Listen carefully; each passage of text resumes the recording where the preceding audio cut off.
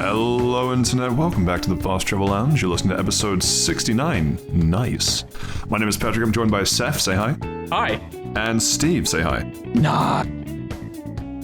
I think he picked his microphone. Yeah, definitely sounded like it peaked on my end as well. Anyway, yes, that's right, we are into the critically acclaimed Nice episode, the one that we've hinted at for basically every episode before 69, and you know what sucks? The fact that we've now locked ourselves into having a 69, that's what sucks, am I right? There we go. The train was on track for a sexually charged episode between friends, and I've still managed to make it uncomfortable. What have I done, fellas? What have I done? Should I put a counter for every innuendo that's in this episode? Well, I mean, you get mad at me for asking Future Seth to do dumb shit, so if Future Seth's gonna get mad at you for a change, I'm okay with that. You know what? You're right. I'm not going to do that. You know what? I think one of our super fans should do it. What? And then they should count how many times we say an innuendo, eh? Am I right, fellas? No, it doesn't matter. Sure. Funny. Future Seth, I guess Future Seth speaking through current tense Seth, what would your thoughts on that be?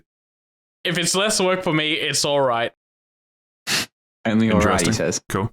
I don't know how to feel about the fact that now that we've hit the episode 69 Nice episode, that we have now locked ourselves in for a further 350 odd to get to the 420, which would be the next big Nice milestone. Why would that be the milestone, Pat? Like, what happens at episode 420? Well, I mean, it's just like a nice it's another funny number, Steve. There's nothing, there's no deeper meaning. There's no conspiracy here. It's just a haha funny moment and we move on. But no, that's fine. Okay. No, I just don't think I get it. That's fine. I'm sure someone will write in. Don't worry. It'll be legalized in Australia soon enough, and then you will have to get it because everyone around you will get it. Legalize what? Humor. Rats. Nearly gotcha. Not a cop, by the way. Beat your dubs. Yeah. If you are, you have to say it. That's how it works, isn't it? As someone who's not a cop, I don't know. True. Anyway, why don't we go to run the lounge for this week? Seth, what have you been up to? I finished Wo Long, and whoa, how Wo Long did it take you? About 30 hours. That's a pretty Wo Long time. Yeah, and because I also mentioned that I was debating on starting that or starting Celeste, after I finished Wo Long, I went and started Celeste. So you've played Celeste for Celeste time, then how much time you put into Wo Long? You know, I hate you for these puns, but you're absolutely right, because Celeste is only at about 6 hours. Nice. Yeah, that's pretty funny. That's the joke right itself there. Yeah, it really does. It really does. I sometimes my comedic genius scares myself. Cool. Anything else to intrigue us with, Seth? No, not this week. Not this week. You're gonna keep the crazy genetic experiments in the basement for another episode or two. Understandable. Yeah, they need more time to cook. I knew you were going to say that, and it's still like a very disconcerting thought to have. Anyway, cool. Steve, what have you been up to? It's me, Chris Pratt. I saw the Mario movie last week. I'll be honest with you, fellas. It is a movie. I know we're shocked. I know some of us were expecting it. Is everyone breathing? Some of us were expecting a Switch game. Some of us were expecting a packet of chips. But I'm telling you, it is a movie. All right. Steve, just a little hint for future. I'm sitting down, all right? You can't just hit me with that. Yeah, I know. But no, that's why I didn't bother telling you to sit down, because you are. But maybe I should have told the listeners at home to sit down. But, well, hopefully they haven't fainted by now and just let it play. But maybe if they did, and if you've come over to render assistance to a fast travel lounge that's fallen over. That's exactly what I was going to say, but no, well, yeah, give us a like and subscribe, yeah. Fast Travel Lounge. Yeah, we're on the wavelength. But yeah, so I saw the Mario movie, and I've also been dabbling into Loop Hero a little bit. Hopefully, I don't spend too much time talking about Loop Hero. I'll just keep saying the same thing every 2 minutes to complete the loop, because that's funny. Is it? Over. Okay. Over.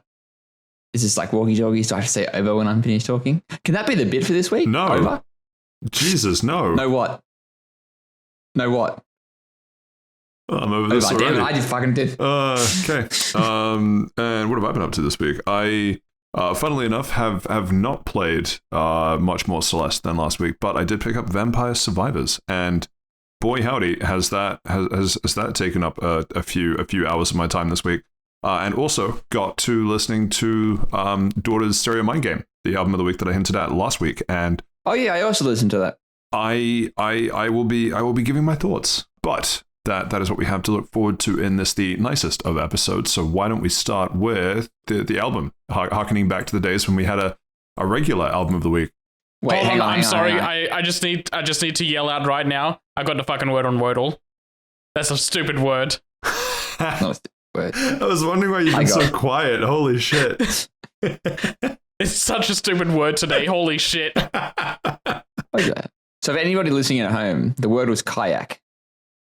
K-A-Y-A-K. Wait. Fucking 2 Ks and 2 As. Guys, what if someone is doing that Wordle right now listening to this?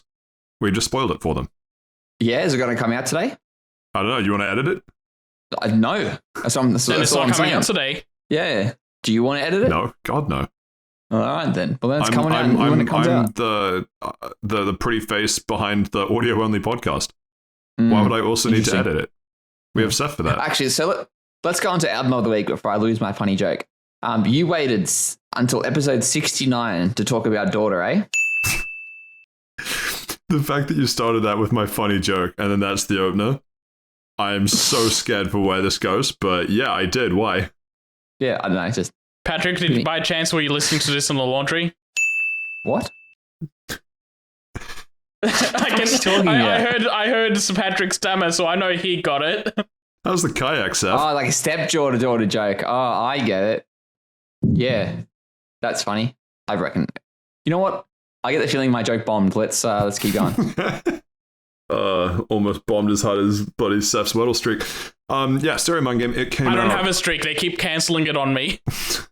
It does not tweets, save my streak. So every time I reload the Wordle, it just resets it like I've never played before.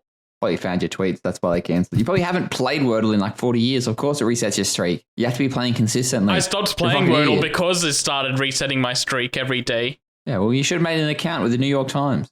It's time to make an account. That's what they should have said. Yeah, well then, fuck your streak then. You know what? Your streak in the New York Times should 69. That'd be nice. Man, I can't believe we're sitting here defending corporations. How low did we go? All I wanted to do was talk about the album that I really liked. How did we get here, guys? Now you know how I feel. I'm the host. It's not supposed to happen to me. I'm better than you. Fuck. Yeah, that's debatable. Oh, really? Do we want to go down this road, Patrick? Not again. No. We're going to move on. So, Stereo Mind Game. Album that was released by Daughter. No relation, blood or otherwise, to me. Oh, so a stepdaughter. No relate. So let me just roll through that again. No relation to me, blood or otherwise. I don't know which part of this is you trying to turn it into a sex thing, but anyway. The episode 69, that's the part. Love that here you are saying, hey, should I put an innuendo counter on? Thinking it'd be for Steve. Little did you know, huh? The call was coming from inside Future Seth's mind. I knew.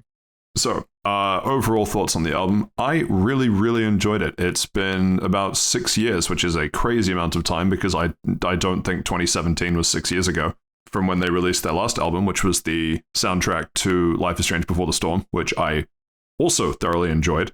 I won't lie and say that I enjoyed every track on the album, but overall, the album itself I thought was very good. I am... Actually, I want to get your guys' thoughts on this. It's not necessarily whether or not you've listened to the album, but... I didn't like it. Okay, well, we'll get to that. I listened to it last week. I listened to it today. But it's album, not for me. This isn't about you, Steve. Yeah? An album an album that releases a handful of singles before the album itself comes out.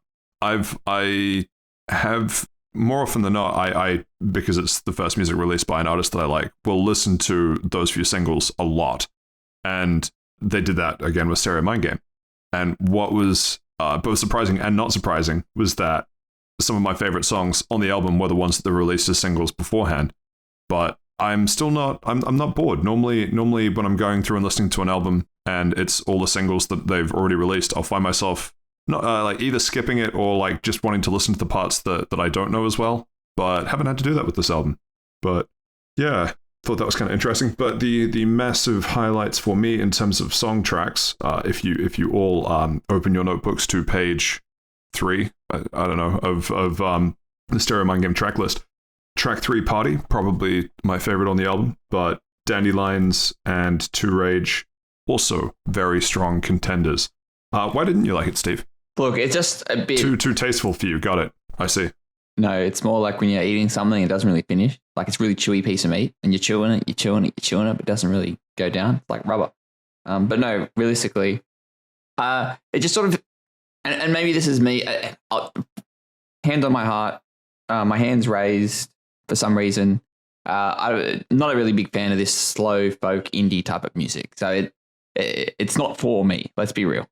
But having said that, there are sort of like, I do like the Life is Sound soundtrack, but at the same time, maybe that's because it, in conjunction with where it's played with Life is Strange, it fits really well. As this, listening to it, like I think I listened to it on a walk last week and I listened to it while I was fucking around at work, like today.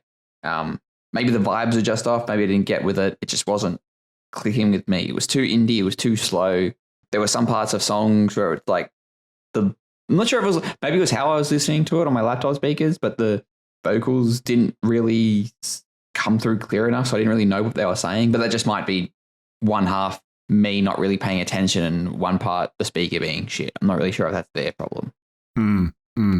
The Life is Strange soundtrack is an interesting point. I don't want to dwell on this too hard, but I am in a similar boat. I also quite like the Life is Strange soundtrack, but when I listen to the Life is Strange soundtrack, almost all of it is because I know where in the game it came up, and so there's the link there. I don't know if someone just handed me the Life is Strange soundtrack and I listened to it, I'd be like, oh yeah, this is amazing, because there's not the sort of emotional connection of, like, I guess the broader context as to why that song is like good or enjoyable to listen to. So yeah, I can kind of get that side of it. Yeah, Daughter's not for everyone. It is very, very folky indie, but how you're listening to it is also interesting, because I have one of many. It's actually a Life is Strange 2.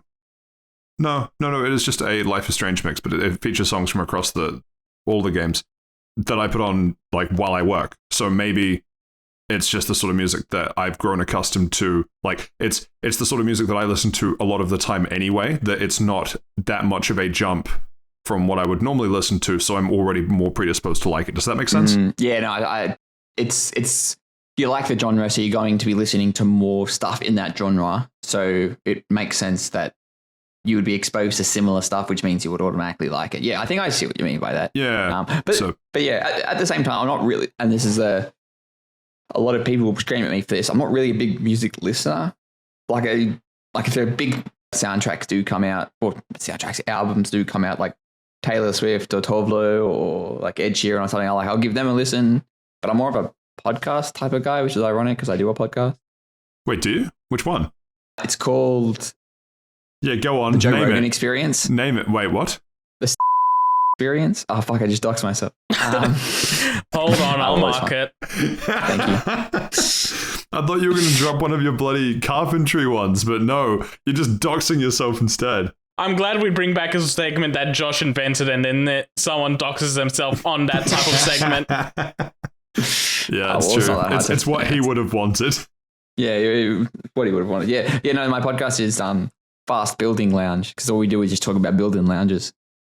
And just for those that want an update can on we the sue table, for that? it is still, yes. Yeah, I started my podcast 24 months ago, yeah? We were up to episode 79. Yeah? Huh? We've done it longer than you have. Yeah? You know what? Just for that, I'm going to send a cease and desist to us.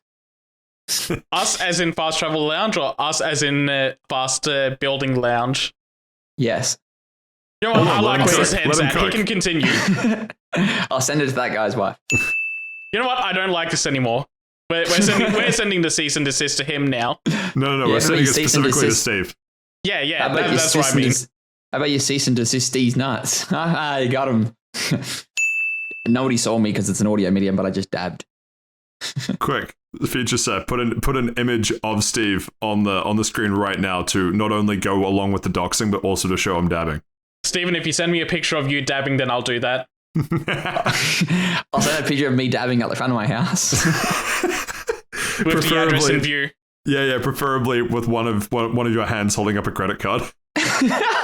Anyway, this has been mirror behind me. This has been a fairly long exploration of an album that should not have taken this long to explore. But yeah, overall, really liked it. It's in amongst a bunch of music by a bunch of artists, which they're all releasing stuff like around now. Which most of them it's the first music they've put out as an album, at least post COVID. So I've been really enjoying the different mixes that Spotify's been throwing up for me. The listen to music thing is interesting. The one final thing I'll say, I think I brought this up when we talked about Spotify in review. Shoot, maybe not even last year, the year before, but it was either during 2020 or 2021 that based on number of hours listened to, it was 20% of my time over the year, but I don't remember if that was when I was conscious or not. But it's still kind of weird to think about that. Like if you tried to figure out what I was up to, 1 in 5 I was listening to music, at least on Spotify. That's fucking crazy. Yeah, crazy indeed. Anyway, let's move swiftly along to Wolong. Boom, nailed it. Did you? Yes. Well, I don't know. You're the one with the carpentry podcast. Did I nail it? That was a good one. And this is the 69 episode. Did you nail it? That's another one. Nice. All I'm saying is Seth's been real quiet since we started making carpentry jokes. We're not hitting that 69-minute mark. Well, we're hitting it, but we're not staying underneath it. Hang on, let him build. Let him build. You know what? Just for that, I'm going to let Steven take over the Wolong bit. I wasn't going to be speaking about it, but I finished it like last week. Yeah, it's all right. Thanks, the real Steve. final. All right, next up on the list. Yeah, cool. Yeah. Well, I just wanted to have a bit of a whinge. Like the penultimate boss is like a big dragon. Oh yeah, no, you said in the group chat that the real final boss is the camera, and yeah, I completely understand what you meant with that when I hit it.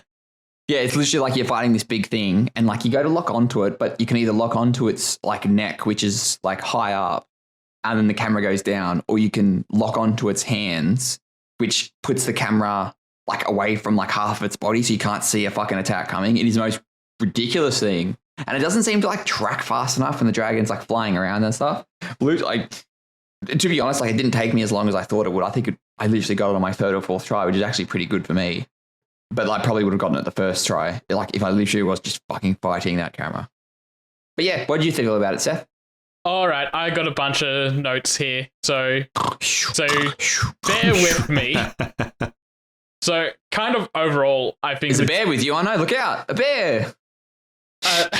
Boo this man. Kind of just overall, I think the game is fine. Like, it's pretty mid. It's not really bad to play. But I'm also not getting a lot of enjoyment to play. It's one of those games where I feel like it's kind of just going through the motions or a little bit of a chore to go through. So, and I think that's because I probably might have enjoyed it a little bit more than you, because you sort of like, not for lack of a better word, speed run it, but like you finished it within a weekend, where I was playing it for like an hour and a half, 2 hours a day, and then putting it down. Like I was like savoring it, but it is very much the similar very game. The enemy variety is not very good. It isn't, and I was also kind of blitzing through it because most boss fights I'd either one shot or they'd kill me maybe twice at most, and then I'd get a really good one shot run is on in them. like you beat them in the first go. Yeah. You're not just attacking them once and they go down. No, not that strong. Just on the first attempt against them, I'd beat them. And so I didn't have a reason to stop. Like, there wasn't a point where I'm like, okay, I'm stuck on this for a little bit. Time to call it quits and then come back to a fresh head. It's I finished that level pretty well. I did everything in it. Time to move on to the next one. Overall, it's like the combat system's actually really fun. I kind of like the whole momentum system that they have where you do a bunch of attacks and you build up a blue meter, or you're taking attacks and deflecting, and your abilities and spells all bring your momentum down, pushing you closer towards getting into a stagger state if an enemy hits you. I think that's kind of neat. The problem ends up being that the martial arts abilities and the spells aren't all that useful. I use them throughout the game just to be like, well, I've got the meter to use it. I've just finished a combo. I might as well do something extra to tack on a little bit more damage at the end. And they do tutorialize this a little bit in like the 3rd level, but there's this whole weakness and strength system to 5 elements interacting with each other. So you'll have fire beats ice, which beats earth, sort of thing, and then earth will beat something else, and then so on. So I've forgotten all the 5 elements, my bad. But yeah, they kind of just go into a star pattern, and the spells can be used to buff yourself or just negate enemies' attacks. So every now and then you'll run into like these mermaid creatures, and they're using water spells. So if you have earth spells, no, not earth spells, metal, I think. If you have the spells that are strong against them, then you pop those and all their attacks suddenly do nothing. And I think the best example I can give is going into the fight with Lubu in like the middle of the game. I fucking hated that fight. I struggled so fucking much. He's very big on using fire elements. And something I noticed is that I had a spell where I threw down an ice puddle underneath me that's like an ice trap. And because I was standing on top of it, all his fireballs were dissipating just outside the reach of the ice puddle. So they weren't actually hitting me. Fuck, that's okay. That's fucking borderline hacks, but whatever, man. Yeah, so it's really interesting how the elements interact that way. In like an enemy can throw out a spell, but because you're using one or you're standing on something you set, and it's just like, oh no, we're just going to erase that from hitting you. That's pretty neat, but there's not enough in the game to actually push that. I only felt like maybe it basically just Lubu and one other boss fight that use elements really well in that sort of way of like making you think about what your spell loadout is to try and negate them. I'll be straight up with you, big fella. I never fucking thought about that. Like, I'm literally like, whatever. I did not interact with the spells at all, to be honest. I wasn't going to, but one of my friends on Discord told me about it, and I was like, if it comes up, I'll mess around with it a little bit. And it was basically just Lubu and one other boss fight near the end of the game that did it. And yeah, they don't push it as hard as they should. I feel like the only like really, really interesting fight to do it is the final boss fight where he'll actually use multiple different spells. So you can mess around with that fight and go with the different spell elements to try and negate all of his different stuff. But outside of that, it's just like, know what you're going up against and just stack into their weakness and then just bully them. And a lot of this game's combat just kind of dials down into parry the enemy or deflects their move or use their weakness and then just bully them into a corner and they can't do anything. For something I said last week, I thought that the loot system was going to be a trap with upgrading. Turns out it's not. You're completely right about Stephen, because they did the loot. They did the loot system in this game wrong. What do you mean? So wait. So Steve was right, or the developers were wrong, or both? Both. I'm pressing X to doubt. I'm pressing. It's not just like PlayStation or Xbox. I'm pressing both X buttons to doubt. I'm double doubting right now. Hey. And you know what? What about and the Switch? Nintendo Switch Pro controller. I've got all 3. Pressing X on all of them to doubt. Could even put 4 with the keyboard and mouse. Isn't that what got you kicked from Overwatch? No, it was him using a controller and not a keyboard and mouse. Yeah. Oh well, still very funny. I think about that every so often when I'm having a bad day at work. I think about that and then I smile and my day gets brighter. Just even suffering helps you through the day. Of course. The reason I say they did it wrong is because in other loot games, the way they work is that loots will have levels associated with them, and the higher the level, the better. All this has is a rarity system, and all the rarity system does is decides how many martial arts abilities a weapon's going to have and how many perks it's going to have. Did you use any of the martial arts abilities? I did, yeah. Really? Man, I could not. I just didn't fucking engage with it either. Like I said before, it's just sort of one of those things where I didn't really use them raw. I'd do like a combo, and then at the end of the combo, I'd chuck one out because I have the meter, and it just tacks on a little bit extra damage. What weapon did you end up maining? What type of weapon, sorry? I ended up using a spear. Oh, yeah, same. Did it have like a fire enchantment on it? Yes, I was about to say I used the exact same build you did until I got to a point where the first character you meet and form a bond with, I got him to his max level, and then I just used his armor and spear throughout the rest of the game because his costume set had an ability where when you parried things, you'd get a massive boost to your attack power. Oh, okay, interesting. That would actually have been pretty cool, actually. Yeah. But yeah, no, fire and toxic absolutely break this game in half. You're 100%, yeah. Fire and toxic damage over time absolutely melts bosses. But yeah, so the equipment only being affected by star rating means that you can find a 4-star weapon very early, start upgrading it, and you can just stick with that weapon forever. And like Steven said last week, because you've just got this thing that you've already been dumping material into and leveling up really well, it kind of dissuades you from trying other weapons because you switch out to something else and it's not doing as much damage as you want. And you'll probably start, if you know what you're doing with these sort of games, you probably start putting your levels into making that weapon type stronger. Certain weapons like spears, I think, they get better if you level up your earth element, while swords will be better if you level up their water element. So by the time that I'm getting decent swords, that I've already leveled up to a point where I'm doing really good with spears damage instead. But also, to the game's credit, it's really easy to just go back to a hub level and change your stat spread. So it's not too hard to respec your character, but it's also kind of a hassle of, well, I got to make a whole new build every time I want to try a different weapon set.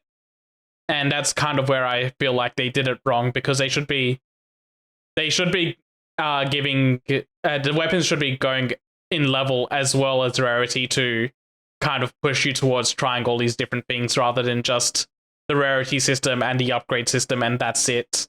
I think I think you might be confusing this a little bit more with an action RPG like Devil May Cry or something, where I think they've tried to go with like the more Dark Souls approach. Like, hey, that's what I mean. This is more like Dark Souls, but it wants to be a loot game like Borderlands as well. Yeah, that's true. It does try to do both, and it does neither. Yeah. Good. Yeah, you're right. Yeah. Yeah, so it does a loot system wrong, and the Dark Souls upgrade part of it isn't as thought out as it could be. So it kind of sits in the middle of being not that great at either of them. So here's the more fun stuff I'm going to get into.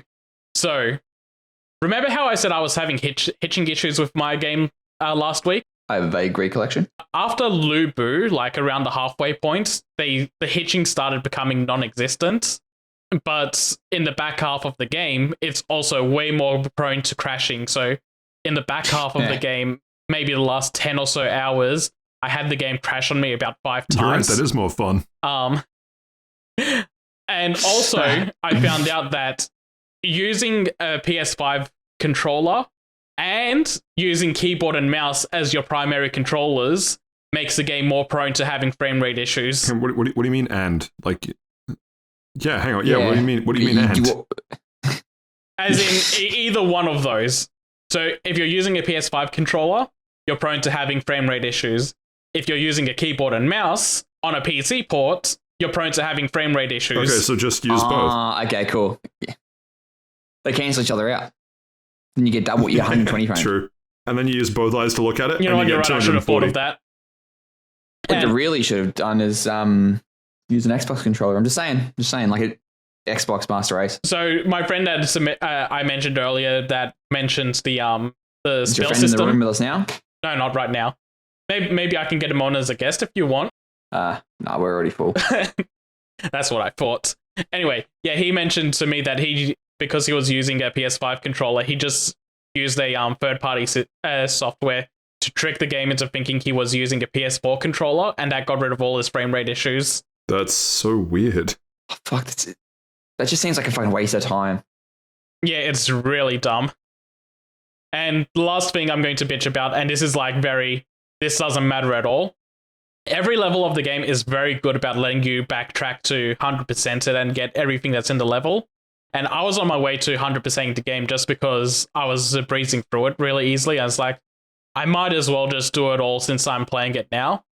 The second last actual real level of the game decides to be really cute about how it's going to do things, and it splits the stage into 2 small levels.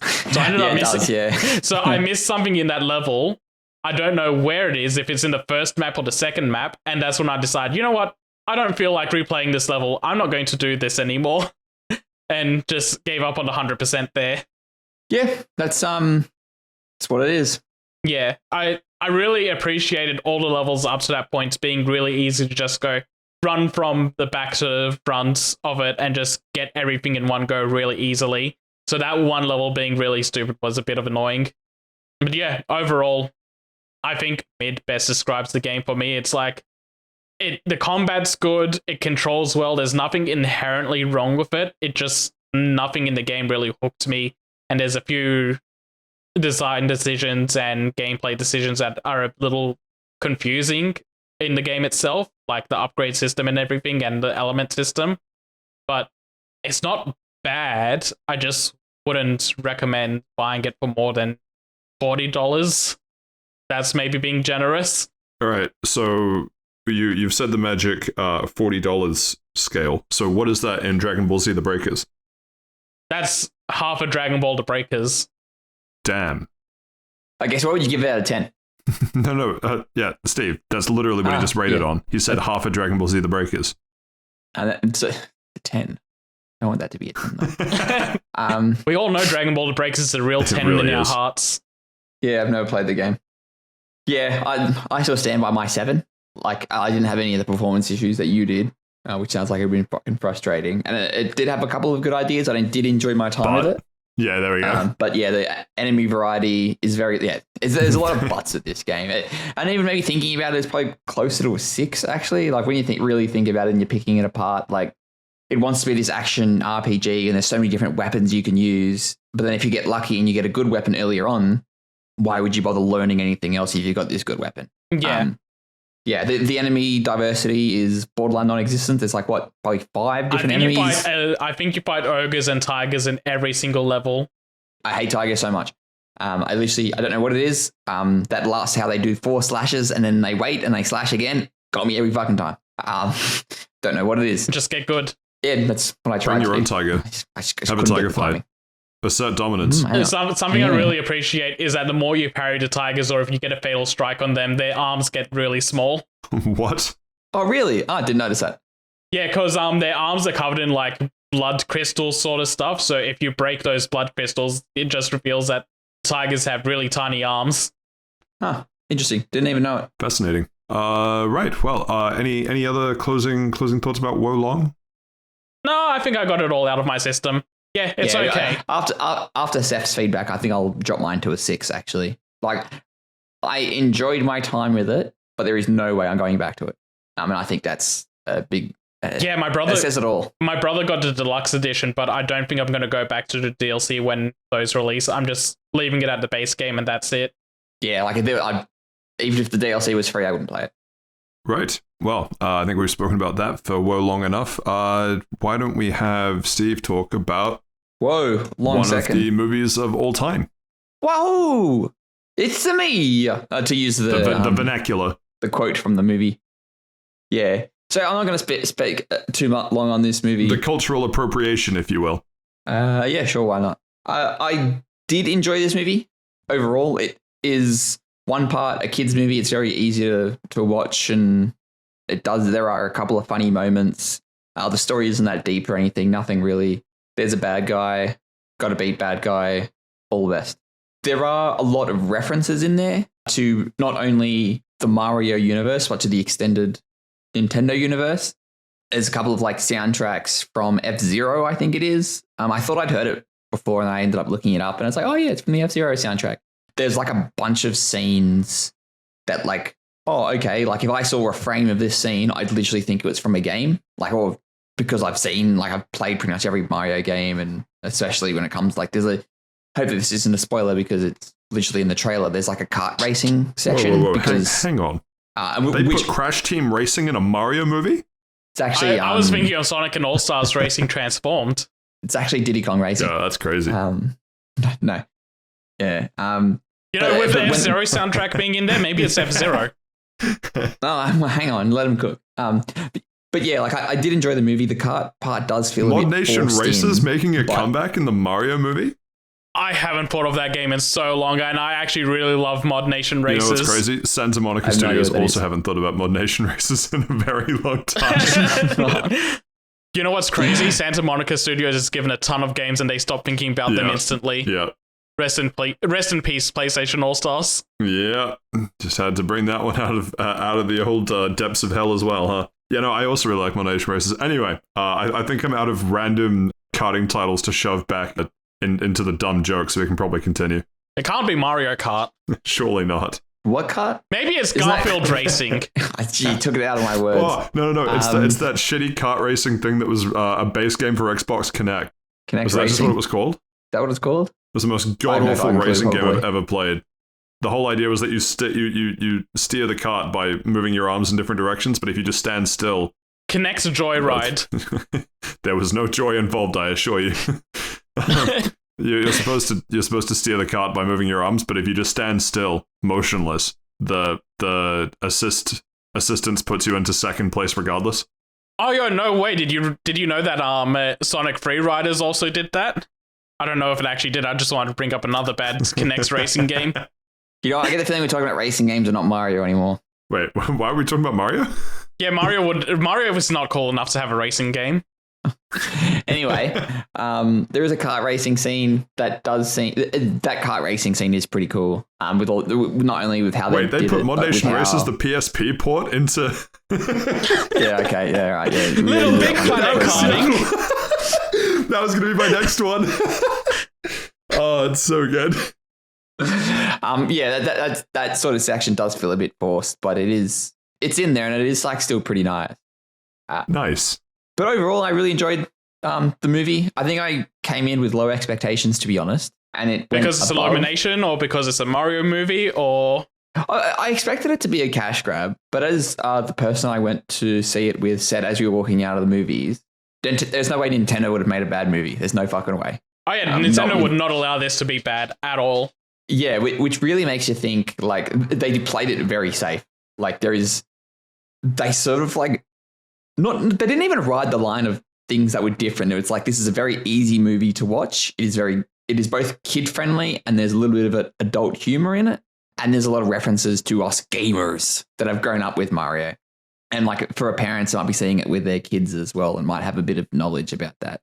Yeah, there's a lot. I remember seeing a lot of people pre-release like losing their minds over all the Mario's 80s TV show references that were going on with all the trailers and advertisements. Yeah, true. Yeah. And unfortunately, and I don't really know if it's because I spend too much time online, so I'm aware of anime, or it's just a weird trend in media these days. It is an isekai, like Mario and Luigi do get sucked in from Brooklyn into the Mushroom Kingdom.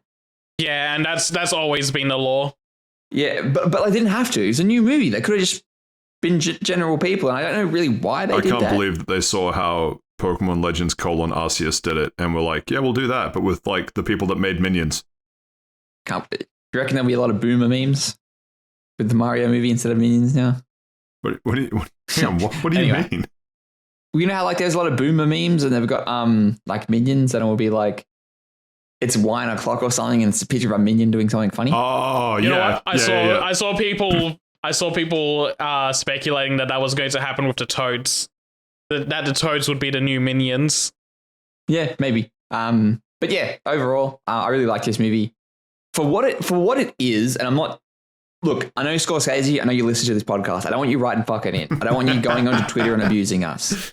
But there's a difference between a movie and cinema, and this is a movie. Like it's not a cinema. So when I give it an 8 out of 10, I'm not ranking it next to The Godfather. There's no. It's great. We've got a Pokemon scale for movies now. Well, like I put it in the same tier of Marvel movies. Yeah, which is also not cinema. Big surprise. It's something you'd watch as a popcorn flick rather than being invested because it's such a moving and gripping movie. Like one of my favorite movies of all time is Pacific Rim. I make no qualms about trying to talk about the cinematic complexity of Pacific Rim. It's a big, dumb robot fighting movie, but it's very enjoyable. It does what it says on the tin. That's the whole point. It rims you. You in the Pacific. You really didn't have to go there. Nice. There you go. That's a couple more innuendos. But yeah, so yeah, I reckon it's an 8. Like I walked out of the movie thinking, I really enjoyed my time. And that's sort of it. Like I didn't go home and cry myself to sleep because there was a weird philosophical dilemma. I did, however. You mean when Mario's standing at the end of the film, and Luigi is oh fuck! I realize I'm actually just restating the end of bloody Ant-Man Quantumania, but he's stuck in the other realm, and he sees one way back, and he's like, do I go back or do I sacrifice myself and let everyone else go back in my place? Ant-Man Quantumania is a shit film, 0 out of 10. Really, an Ant-Man movie being shit? No, the first one was good. Fuck you. Yeah, keep telling yourself that. No, the first one is actually pretty fun. Yep. All right. There you go. I agree with you, Scorsese. These people have no taste. But yeah, I guess to kind of cap off the topic, if you're like getting close Mario to closing Odyssey it reference. I see you.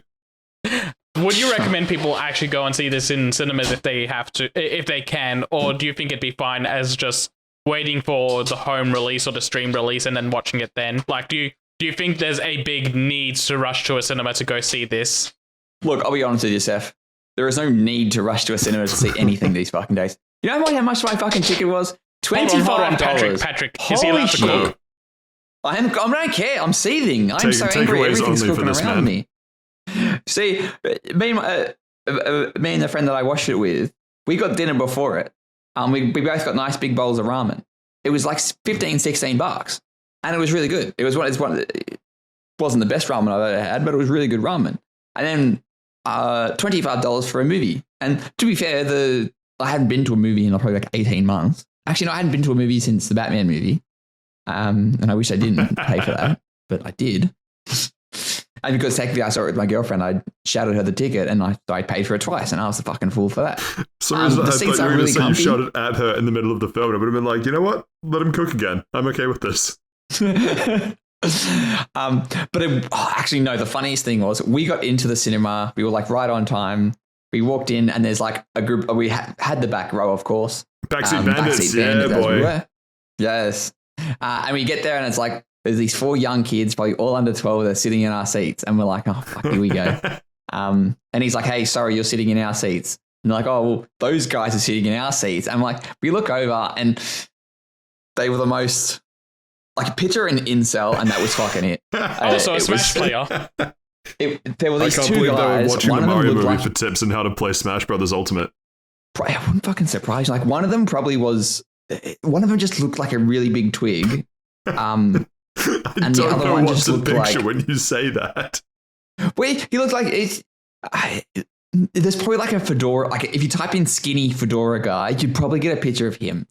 And it was and then like his friend sort of seemed all right, but he had a Mario shirt on, and I'm like, oh, fuck, here we go.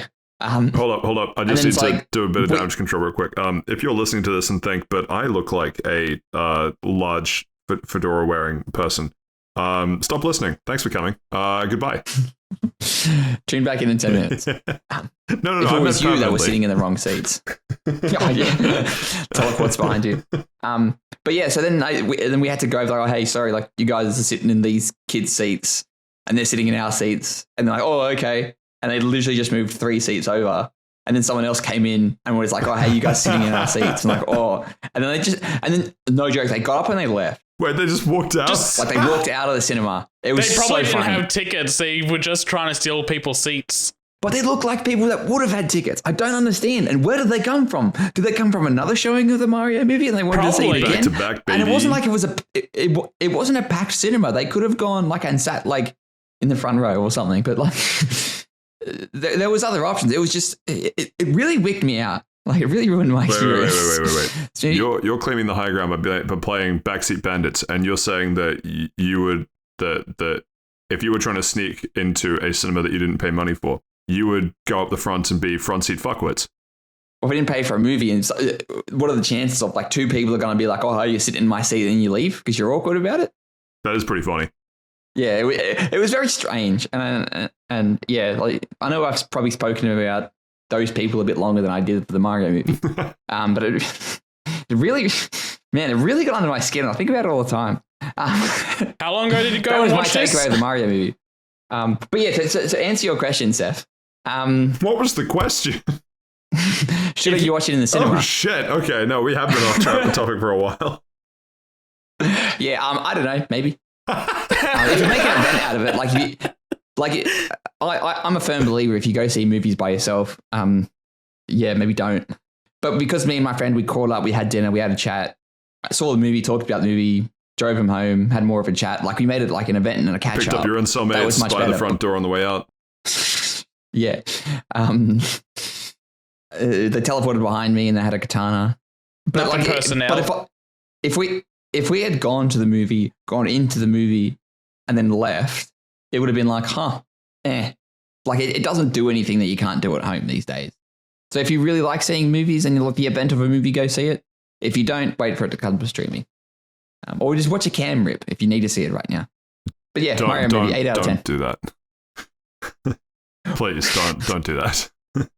Right, anyway, thank you. You're right, Pat. They should be making their own cam rip. Hey, as long as they pay the price of admission, power to them.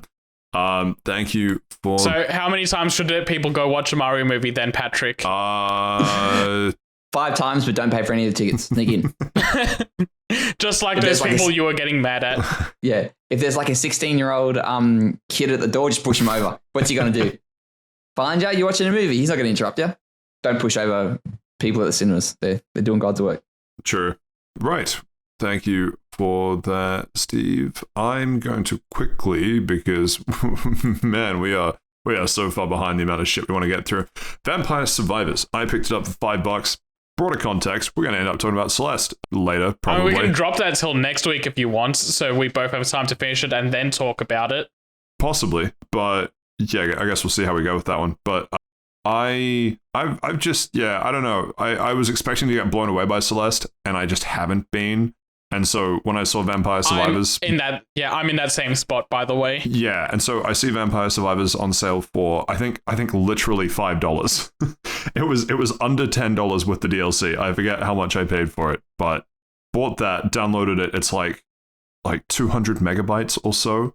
And then you boot it, and it's sort of arcadey. And me getting into it the first time, it was like, okay, I can kind of see the appeal. Very kind of simplistic, does what it says on the tin.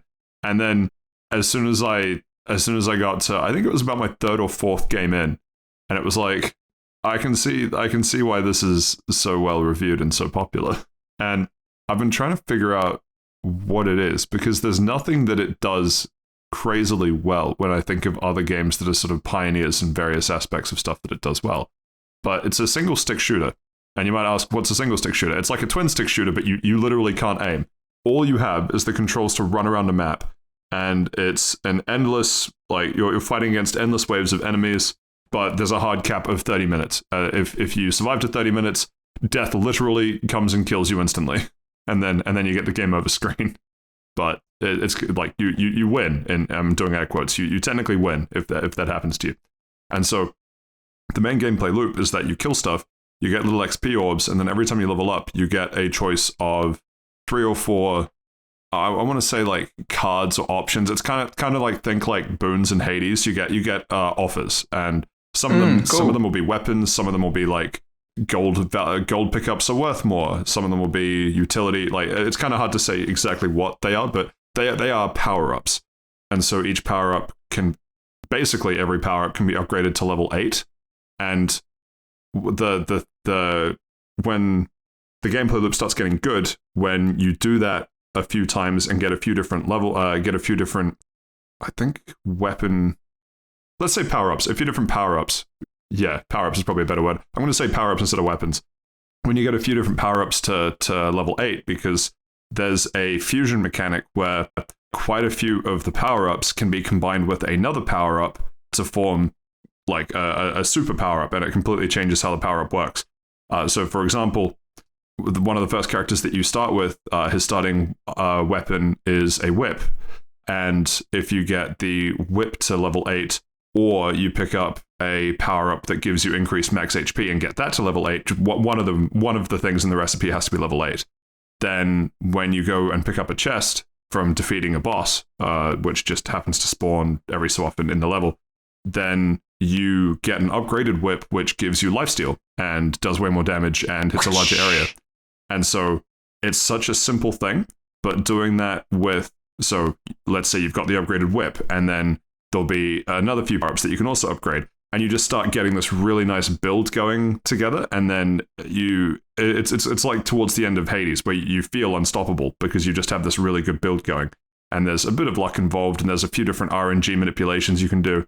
I also think that it kind of it has similar smells to Dead Cells, where when you first play Dead Cells, every run that you do is completely vanilla, and it's all up to RNG as to like how the run goes and everything else. But then as you progress more into Dead Cells, they give you the tools to manipulate your run as you go. So I, in Vampire Survivors, now have access to skipping choosing a power-up, or even banishing a power-up that I know that I will never need for that run.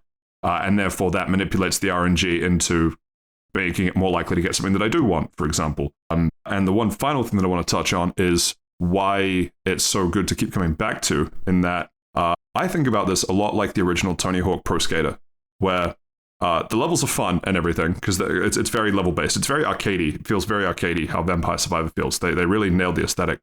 So it's level-based. There's like level 1 through... there seems to be about 10, but not all of them are like true levels. Some of them are like bonus stagey type levels. But there's about 5 at least kind of core, you do this for 30 minutes trying to survive type thing. But there's about 180 or so unlocks, and they're in this big fuck off list on the main title screen.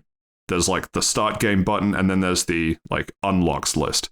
And there's something that is just like viscerally speaks to me on my soul level, like loading into Tony Hawk Pro Skater and seeing the objective list for level 1, like the warehouse, and being like, collect the letters of skate, get this much as a high score, find the secret DVD. There's no reason you need to go find the secret DVD, but just the fact that it's an objective that you can go and do, and it checks it off the list, makes you want to go do it. And so every unlock gives you a reward, and some rewards chain together, like in order to use a particular power-up, you need to survive a particular length of time with a particular character, and to unlock that character, you have to go do this thing in this other level, and it's all chaining through this unlock list. So the reason I bring it up, excellent way to make me keep coming back to it, because I love nothing more than mindless box ticking / passive grinding while I play. But I know that this game has a fixed life, because as soon as I run out of unlocks to get, there is no staying power other than the occasional, like the occasional Hades run that you do to boot up because it's just fun. I know that there won't be anything that brings me back to this game other than the occasional run because it's fun. Have I sold either of you on this game yet? I've already bought it, so you didn't need to sell me. It's on Game Pass. It did get a lot of interest last year for it both being pretty cheap and both being pretty fun. And with the runs pretty tight and constrained, like there's a time limit on it, I think it's probably a point in its favor. And that probably does make you want to pick it up even more, if that makes sense. Yes, I agree with that. The only thing that I really wish they had, maybe they do, I'm just too scared to try it, but there's no like save and quit mid-run button. Like if I quit out in Hades, I load back into that level in Hades. And the difference is obviously this is time-based, not level-based, and so I'm not expecting them to completely save where every enemy is on screen, but there have been moments where you're at like the 20-minute mark, right? And then suddenly it's like, okay, what are my chances of lasting another 10 minutes versus needing to like jump off but not being able to save my progress? So but can you pause the game? Yeah, you can just leave it paused, but part of I don't know, part of me just doesn't like doing that, like just leaving the game paused and just going away for a couple hours. I don't know. It'll blow up your all the time. Okay, you're a psych. I have some Celeste times that are over an hour because I left to go get dinner. You're a psychopath. I think I take that point, but I think it's the way the game's designed is, okay, you've got this run, you've carved out the time for it, go do it. And maybe it's one of those, if you dropped it and then picked it back up, would you be like, oh shit, I can't remember where I am, I'm getting overwhelmed, oh, I've just been eaten? Like maybe likely, yeah. And that wouldn't be fun. Like I can totally take your point about sort of like reloading it exactly where you were, or maybe every 5 minutes it auto saves or something. But if you pick it up like even a couple of hours later, I'm not even to mention like a couple of days later or something, you might forget where you are, and it's like, oh shit, where am I? What am I doing? What weapon do I have? Oh fuck, I got eaten. Yeah, I think the missing piece, you're right, it would be very difficult to implement something like that. I think the missing piece is that recently have I unlocked a hurry option, which just speeds the timer up 2 times. So instead of a 30-minute max time, it's still a 30-minute max time, but the timer goes at twice the speed, so 15 minutes. I think having the option to have just a shorter time-boxed run would probably help that as well, where it's like, 30 minutes, I don't know. Like, it's right on the cusp of like, could I do it for 30 minutes? Could I not? But having the option of like, say, a 10-minute run, like turbo mode in Dota 2, you don't have time to play a full Dota game, but you play turbo. At least when it first came out, because eventually the turbo games lasted the same as regular games, and it was a whole thing. But yeah, I think it's kind of, it's a victim of its own simplicity at times. I think is the only downside I can think of for that. Yeah. I think it's one of those things that like it's probably inconvenient for you, but they've got a whole mentality for it. Like there's a reason for it, and definitely the end result is inconvenience. And I'm not going to lie. breaking. I have played this game for several hours on end, so it's not like I've been reaching for times to find my little 30-minute blocks. Yeah. Oh, man, this game. I definitely want to get into this game. And it's on Game Pass, so it's really good. Have you? You said you picked up the DLC. Yes. Have you played any of the DLC? I think I have. Is it one of those things where it's like it's an extra class or an extra map or an extra item or exactly, something? Exactly. And so, okay, cool. And so I'm not 100% sure where base game finishes, DLC begins. I think it is 2 special maps on the stage select screen and then a bunch of unlocks. But because I had access to the special stages early on and I saw the unlock, I was like, time to go get that unlock. So I don't know. I could guess some of the stuff that was in DLC. I don't know for sure. But I guess the good news is it doesn't feel obviously different to play DLC versus non-DLC, which I think is probably a good thing. Yeah, I'm always sort of torn when you get like those Game of the Year editions and it comes up, you've got a new class that you can use. It's very different to how it was supposed to be played, or a bunch of different things that it's like, the game didn't launch with this, but now this part's easier. And it's like, well, I don't fucking want to play that easy part. I want to play the base game. Yeah, no, that's valid. That's valid. All right, final thoughts from me. Currently, really, really enjoying it much more than Celeste. But, Saif, you have it. Why haven't you played it yet? I just haven't booted it yet. That's all. That's literally the only reason. Really hoping there'd be some much more nuanced decision-making behind that. Not just, you're a coward, but you know what? Fine. No, that's cool. Don't worry about it. But yeah, that's all from me and how I survived vampires. But stay tuned. Hey, you said the line. I said the line. Roll credits, everybody. But I'll probably end up talking about this again next week, which maybe I'll have finished it by then. I don't know. As far as I know, the game finishes when I get all the unlocks. Maybe I'm wrong. Maybe there's an actual like end level or something. Who knows? Anyway, vampires survived. Why don't we? You want to give us a quick elevator pitch for Loop Hero, Steve, or you're gonna cliffhanger us for that one for next week? I'll cliffhanger you guys. I spent more on the Mario movie getting interrupted than what the time was allocated for me, and I'm only a couple of hours into it. This might surprise you all, but it's a game based on loops, so I'm happy to wait. Are you the hero? Good question. Aren't we all our own heroes? I guess more of a philosophical question. Maybe the monsters are the real heroes in their own story, but we're just main characters now. Wow, so we way think to that just we're like the main rephrase character. the entire kind of good and evil debate in Monsters Inc. But that's cool. Yeah. Is Boo the real bad guy was villain? Randy in that movie. Randy. It's fucking Randy. What do you mean? Didn't fill in your paperwork, Wazowski. That's not shockingly Randy. good. That's not Randy, but that's a shockingly good impression of that character. Barbara, I think her name is. Barb. She sounds like a Barbara. Sounds like a Bob, definitely. But hang on. Okay. Wait. No, we're getting sidetracked. The real villain of Monsters Inc. was capitalism. And non-renewable power sources. The real villain was the constant need for God's creations to get energy, because they produce their energy by scaring kids. So by creating energy, you are literally sucking negative energy from somewhere else. Well, what I'm trying to say is sticks and stones is where we should all go back. I love the... The second man invented fire was the second society should have collapsed. I don't know if you did it intentionally, Steve, but the idea that canonically monsters and humans existing in the same universe, and you specifically calling out the fact that God's creatures, monsters requiring constant energy sources, is just a very funny God made someone in his image. I'm just saying, there's a lot of weird monsters out there. Like oh shoot, I was trying to describe it's like the big orange fluffy one that walks around on his hands. I haven't seen that movie in like 10 years because I have no fucking clue what his name is. Handy. Just like in 69. Nice. Yeah. Cool. All right. Yeah. I guess we'll have to wait until next week to get more of the looping and or heroing that we have to look forward to from you. And so to round us out, some Celeste chat. Saif, you've been doing a bit of the old Celesting. I have. I've done the first 6 worlds, so I'm about like 2/3 of the way done. Yeah, you're so much further than me. Okay, cool. But I've been surviving vampires, so I mean, who's the real winner here? Yeah, true. I'm trying to get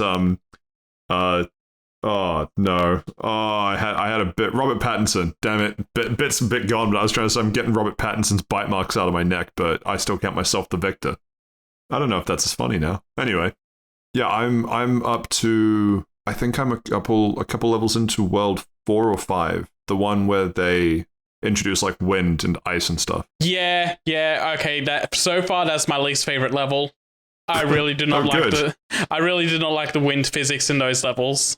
Yeah, all right. I'm glad to see that.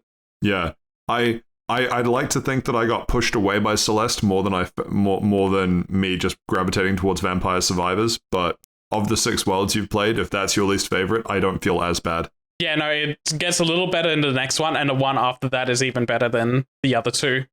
It's like a weird dip in the middle. Okay, so what are your thoughts? So I guess let's just recontextualize this. Go back and listen to, I guess, 68 and 67. Neither of them are as nice, obviously, but they give my thoughts as to the little bits of Celeste that I've been playing. But the one-line summary, I'm not really a fan of the control scheme. I've given a few theories as to why. I think I have a few other theories this week from having played it a bit more. But I like parts of the game, but it's not rubbing me the same way that other kind of Game of the Year contenders or the games that people have raved about endlessly. This is in that list, but it just hasn't clicked with me. Well, what control scheme can it have? Can it be just a run and a jump? Like how complicated are we getting here? Very complicated. There's no roof sliding, and I'm killing myself with short hops all the time. Also, wall jumping kind of sucks. Let's be real. Thank you. Wall jumping is only good if you can jump off the same wall. Yeah. No, I. Oh, so it's limiting you from cheesing it. Oh, sorry. Mega Man X and Super Metroid got it right the first time, and every other platformer should copy the same. Super Meat Boy lets you jump off the same wall multiple times. Super Meat Boy and also N. And also which N. I still go back to as well.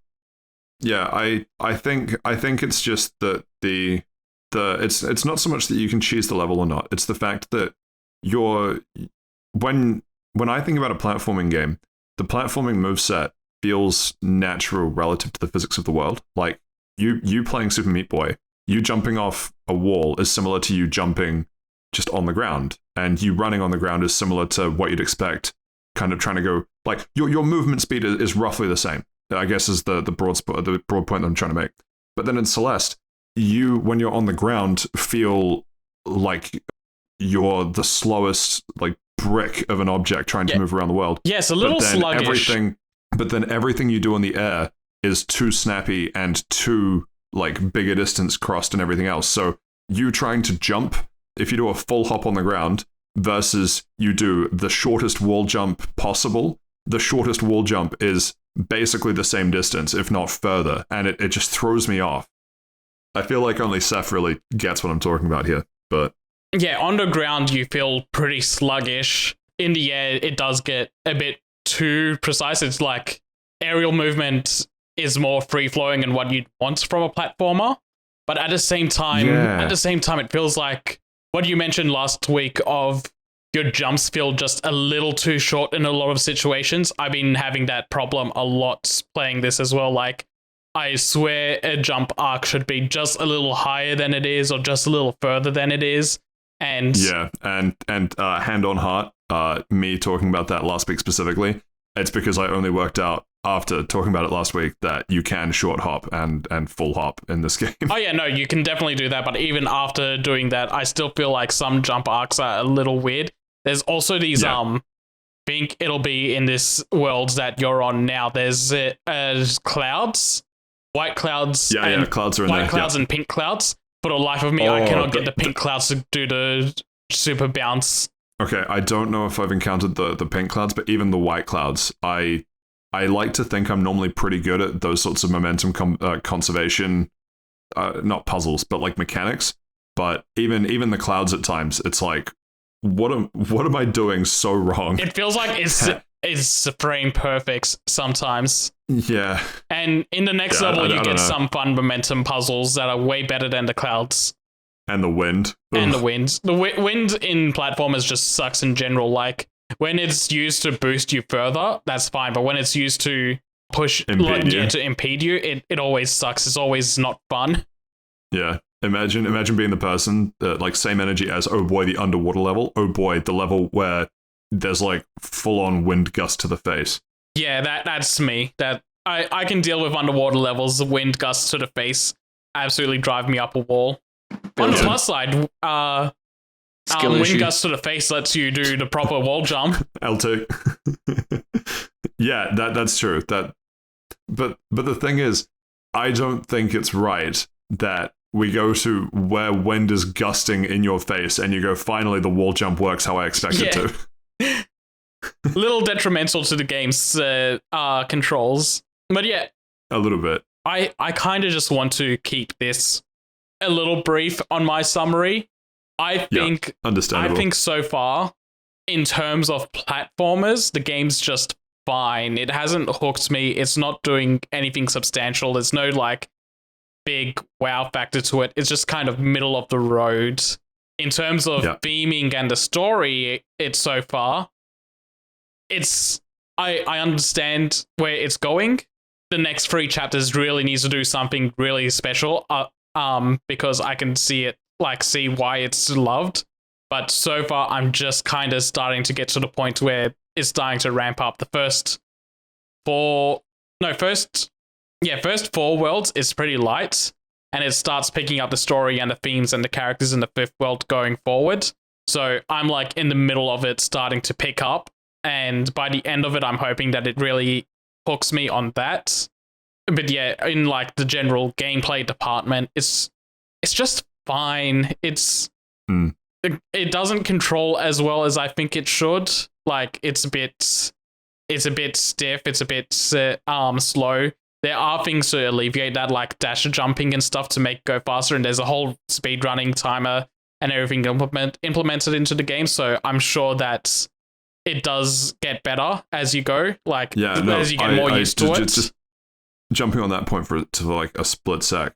Having now played Celeste, I used to be in awe of people that would speedrun it because it looked like such a fun game to speedrun. I'm in awe of people that do speedrun Celeste because I, kind of like you, I've just not having issues, but just like the idea of needing to be frame perfect on pretty much every movement mechanic.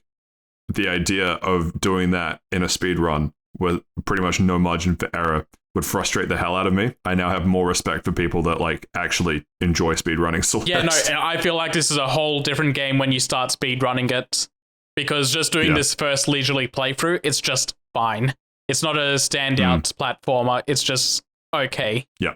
Any more final thoughts? Because then I got 2 quick questions to hit you with, and then we can move on. Theo, I almost quit out the game within 10 minutes because you talk to Theo and his last line of dialogue in the first interaction with him is yelling YOLO. YOLO had been dead for 4 years by the time this game came out. Get with the times, you idiot.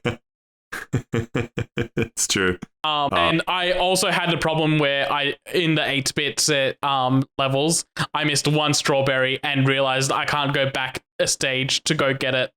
Yep.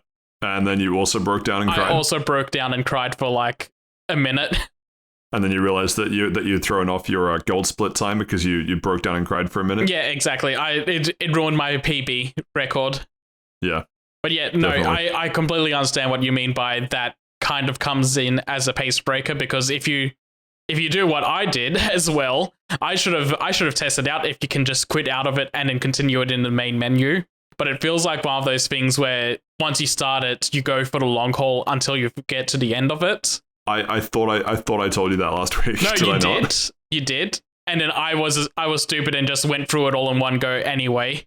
Ah, okay. Without thinking about it. I was like, all right, I should have quit out early and just tested if this works. So did you hit the first summit and go, I'm now at the end. Now I get to do the fun double jumping for a couple levels?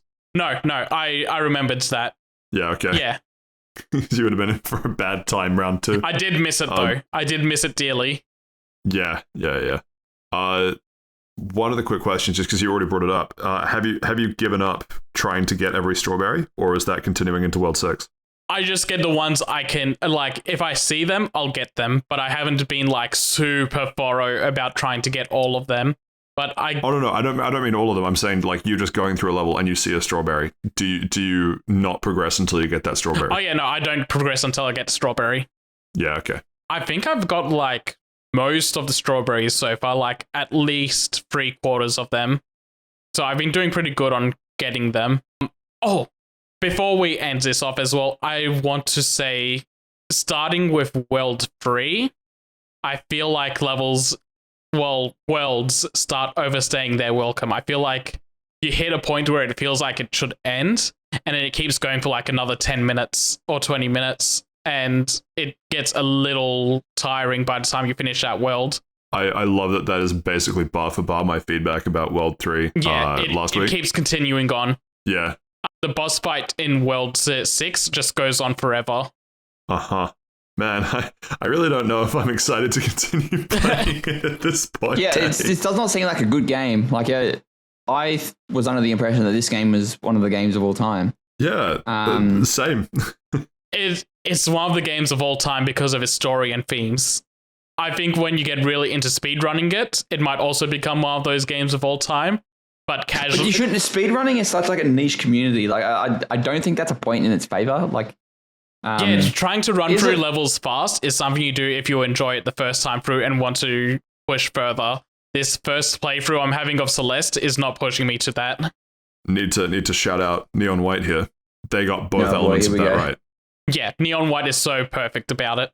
What do you mean? Oh boy, here we go. That was literally all the call out was. It's that speedrunning is a niche community. True. And it is hard to speedrun a game when you first play through it. True. Neon White did both, where they taught you basic parts of the speedrunning such that it felt like you were doing the speedrunning, but to actually speedrun the levels was a level of skill way above where the game like left you out at. Yeah, whereas Celeste like doesn't hold your hand. It's just like, oh, you want to rebind like super advanced controls for speedrunning strats? No. All right, good luck, chuckle fuck. You're on your own. Yeah, Neon White and like Let's Go other platformers, all their levels are short. Yes. Celeste, oh my god, yes. Celeste is just big maps that are interconnected between screens, like a Mega Man level, but bloated out to, on a lot of these runs, like 30 to 60 minute long chunks. So it's not like you can take a small chunk and get really good at running that level and then move on to the next one. This is like, you're going to have to get good at doing the entire chapter. Yeah, I don't have anything more to add. I will continue to play it. It sounds... The dip in the middle thing reminds me of how I described Life is Strange 2. So, because of how much better the ending was than the middle, I am hopeful. Yeah, no, I'm really hoping that something picks up in these last couple of chapters. And Chapter 9 was post-release as well. So, it's... For the base game, it's like these last 2 chapters are really going to be important. Yeah. But cool, yeah, nothing more from me on this. Anything more from you? No, I'm also tapped out on this.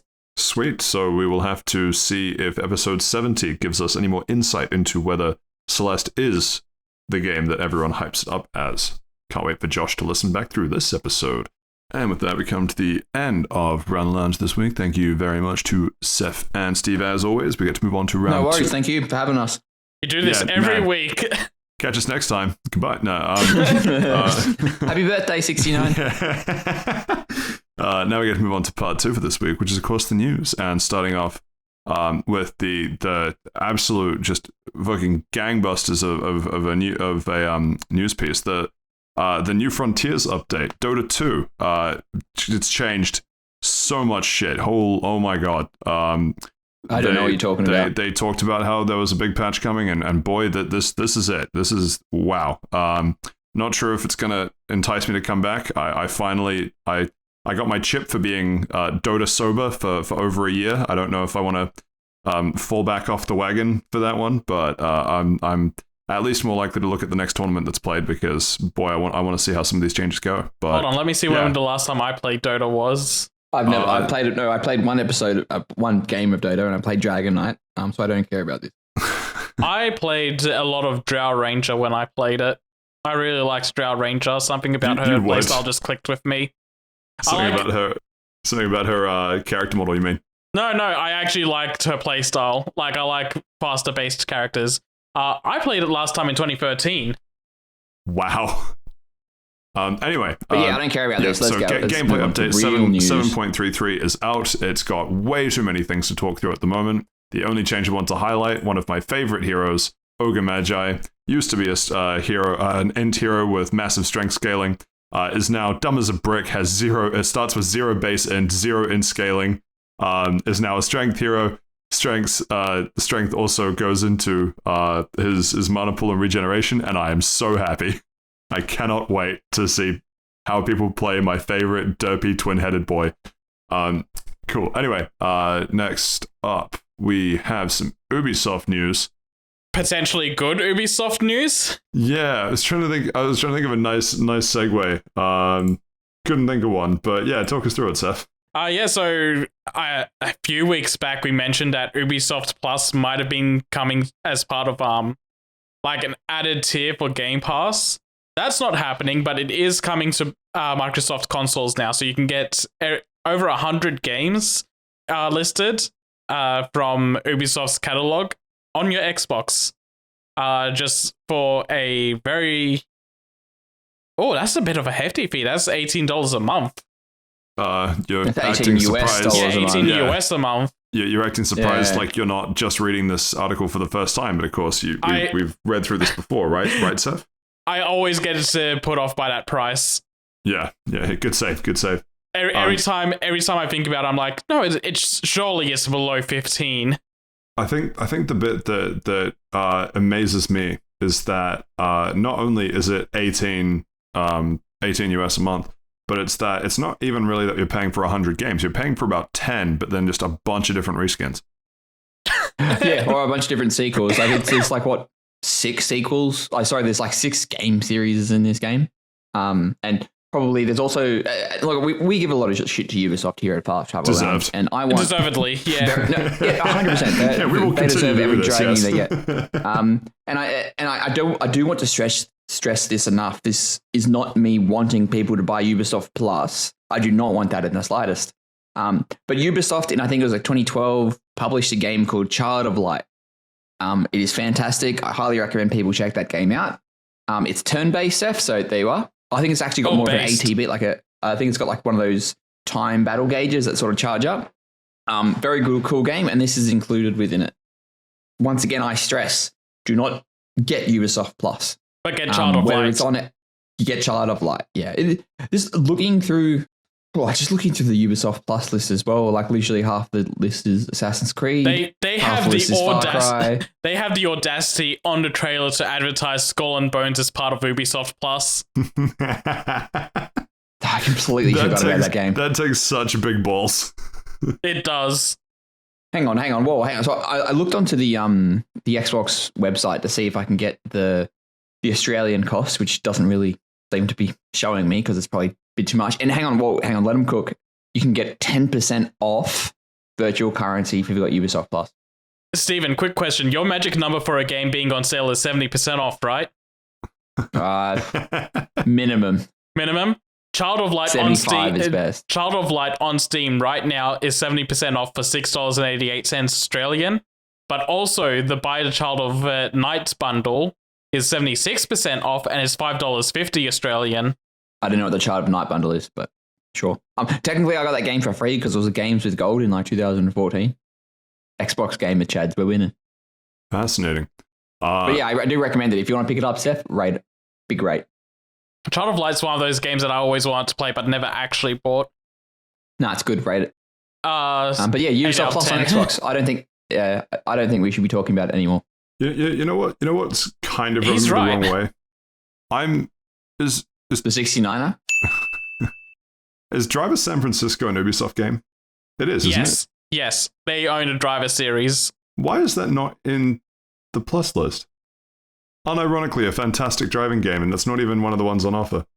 I don't know, but also another fun thing is that the Assassin's Creed game started at Assassin's Creed 3. Oh, wait, no, Ezio Collection is there. Yeah, I was going to say that. But Ezio Collection, I hear, is like a really bad port. Apparently they're doing a... Okay, so they are doing a remake let me just deal with this one real quick. aren't they? Name a good port in the last year. Shit, there was one and I can't remember it right now. One? That's my Fucking point. hell, man. That's my point. It's a bad port. Seth, they're all bad ports. I think the Returnal PC port was pretty good.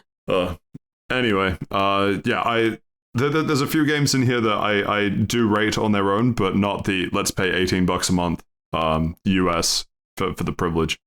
Maybe once to play a Ubisoft game and then cancel the subscription. Yeah, like the thing is, half of these, they go on sale regularly enough that $18 US would probably cover the cost of buying a few of these outright. I think we should move on. I don't want to talk about this anymore. All right. Moving on to something that Steve does want to talk about. A mystery sequel that Xbox could apparently take 10 years to make. You excited about this one instead, Steve? You want to talk about this one? No. Okay, so... and this comes from Video Games Chronicle, and during the ongoing Activision Blizzard buyout of Xbox... here we go. Xbox had to... This will rev them up. Xbox had to submit a bunch of evidence to a bunch of courts. And there is a court document and there are information redacted, so we're not really sure. And it pretty much says, and I quote, according to one Microsoft executive, a forthcoming title from the redacted franchise may take a decade to develop. And it's interesting to note they don't note what develop is. Is that from game is conceived to final DLC is out? It's and May is there. So like it does look like they are sort of like, oh, it could take 10 years, I guess. With that May being there, it could potentially take longer. Yeah, it could take shorter. It could be both. How long's a piece of string type of thing? But I don't really know why this is news. Like more news for the thing that I guess it's like, even though it's redacted, it's like a hint that Microsoft is planning a sequel to something that they own. And there's only like a handful of things that they own. For now, it'll expand. There's Fable. There's Fable. There's which we know about already, so they shouldn't have to redact that. Well, they could have. They are redacting things.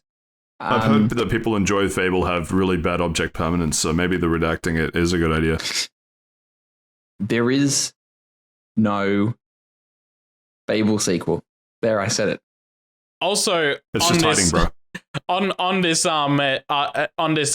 document, they also, Microsoft claims that it's crucial that they have AAA content on their console, and that's why they want to acquire companies to ensure that those AAA games continue to release on their console. Yeah, maybe. I mean, not wrong, but also, yeah. I don't know how that's a maybe. They said it. Anyway, good old Xbox being Xbox. Eating big, huh, Steve? Eating big. Next Nom. We have Sega looking to acquire. Shit, I know that it's Rovio, but I was trying to think of what's the that is the iPhone game that they Rolando? Is that it? Rolando and Rolando 2? I'd have no idea. I've never even heard of that game before. Yeah, this is you. All right, the hole's been dug. Someone help dig me out. So someone toss me down a ladder. No, dig your way up. Next up,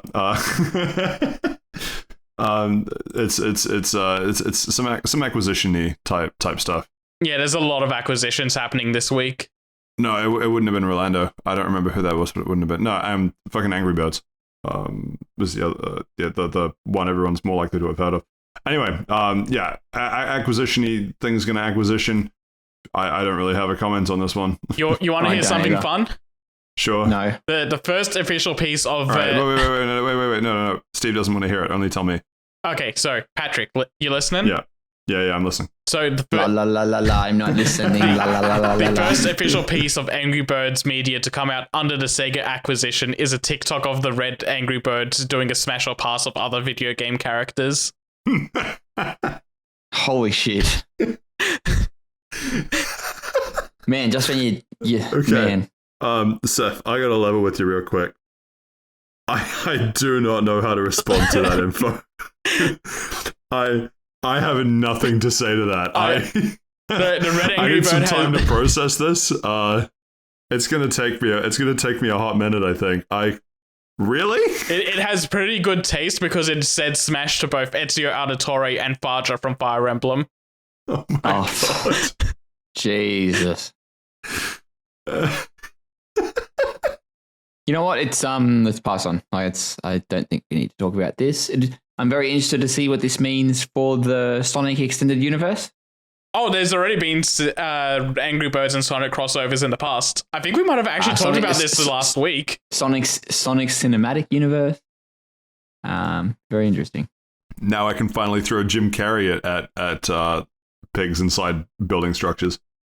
Another Sonic has hit the tower. Okay. Moving on. That one was not nice, Steve. But you know what might be nice? Focus Entertainment acquiring Dovetail Games. I do not know who those people are either. They should focus on the acquisition, eh? I think they probably are, Steve. I don't think they're taking this decision lightly. I assume it's probably quite an extensive process. Actually, there's probably like lots of people involved. There'd be lots of bureaucracies and checks and balances. There'd be like legal teams. Yeah, blah blah blah. So Focus Entertainment do games such as Aliens Fireteam, Atlas What? Fallen, Streets of Rage apparently as well. Still waiting for. Yeah, so am I. Yeah, but there was something in there. Keep going. There's got to be something. Warhammer 40k. Oh yeah. Go on. Space Marine 2. Wait, hang on. Was that only published by Sega? I don't know how this works, big fella. Well, no, because Space Marine 1 is a Sega game, but I guess it was a publishing site. No, I didn't realize that. So Focus Entertainment has published that, and then Dovetail Games, according to Gamatsu, has only published the console edition of Catan. No, that's the only articles they have, but they've also done the train simulator games. Oh shit! And Eurofishing and Fishing Sim World. All right, fucking hell, yeah, big German vibes. You know what? Move over Activision Blizzard acquisition. I'm now way more interested in this one. This is a new big player in town. Yeah. I'm now really nervous about the future of train simulator games on Nintendo platforms. I hope they can come to some sort of arrangement. Cool. Glad that everyone's following up on that one. Right. We also, in acquisition news, have Sony Interactive Entertainment buying out Firewalk Studios. Firewalk Studios, known for such bangers as Steve, help me out.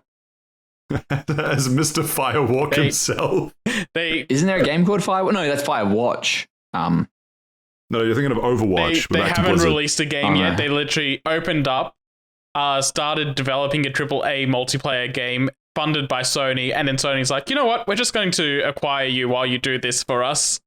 That's They haven't even released a game yet. It sounds like tax fraud. That actually sounds like tax fraud. What do you mean? It's a charity write-off. What are you talking about? Yeah, it's supporting small businesses and then buying them. Very strange. Firewalk is I don't care though. Firewalk is a studio that was owned by Probably Monsters, a other studio, and I don't know if it. Yeah, so Sony's just bought them from Probably Monsters. Man, I think we better be a bit worried, us Xbox bros. Like if that's Sony's the bar. Buying that's up, the bar. If Sony's buying up a studio that has made 0 games, fuck, what hope does Xbox have? None. That's why you're trying to buy Activision Blizzard. No. Steve. No, Steve, that's the scale. Buddy. You have a fantastic category of over 6 games in the Ubisoft collection with a small subscription of $18 US a month. I don't know what you're talking about. I've got Game Pass, not Ubisoft Plus. They're not the same thing, big fella. Imagine you like Sony launches, like I know they have, so shut up, Seth. But if Sony launched like a Game Pass of like all these games and there's just nothing there and people are getting fleeced by it, man, that'd be funny. They did release a Game Pass. The Yeah, Nintendo shut up, approach. Seth. It's only retro consoles, and their retro consoles actually work. You know what's gonna be really funny? Just because of all the publicity and press and everything, like Sony welcoming this studio into the family, there'd be a lot of confused PlayStation players being like, should we be happy about, like, I guess we're happy about this, but like, who are you? Yeah. They've also said that they acquired them for their services on live service games, which it's like, oh no. Oh no, put that back in the oven, maybe. You've just rocked up to Thanksgiving. There's someone that you've never seen before there, and you're like, okay, no, that's cool. Welcome to the family, all that. And then you see them reach down behind their chair and slowly pull out a MAGA hat, and you're like, I don't know if I like where this is going. Man, I'm surprised you went there because I was thinking they were going to pull out an NFT. they just start trying to sell me on one of those. It's a Trump NFT. We're both right. You know what? Fair. They're trying to sell me on season 2 of his trading cards. I'm so glad he came back to Twitter just for that.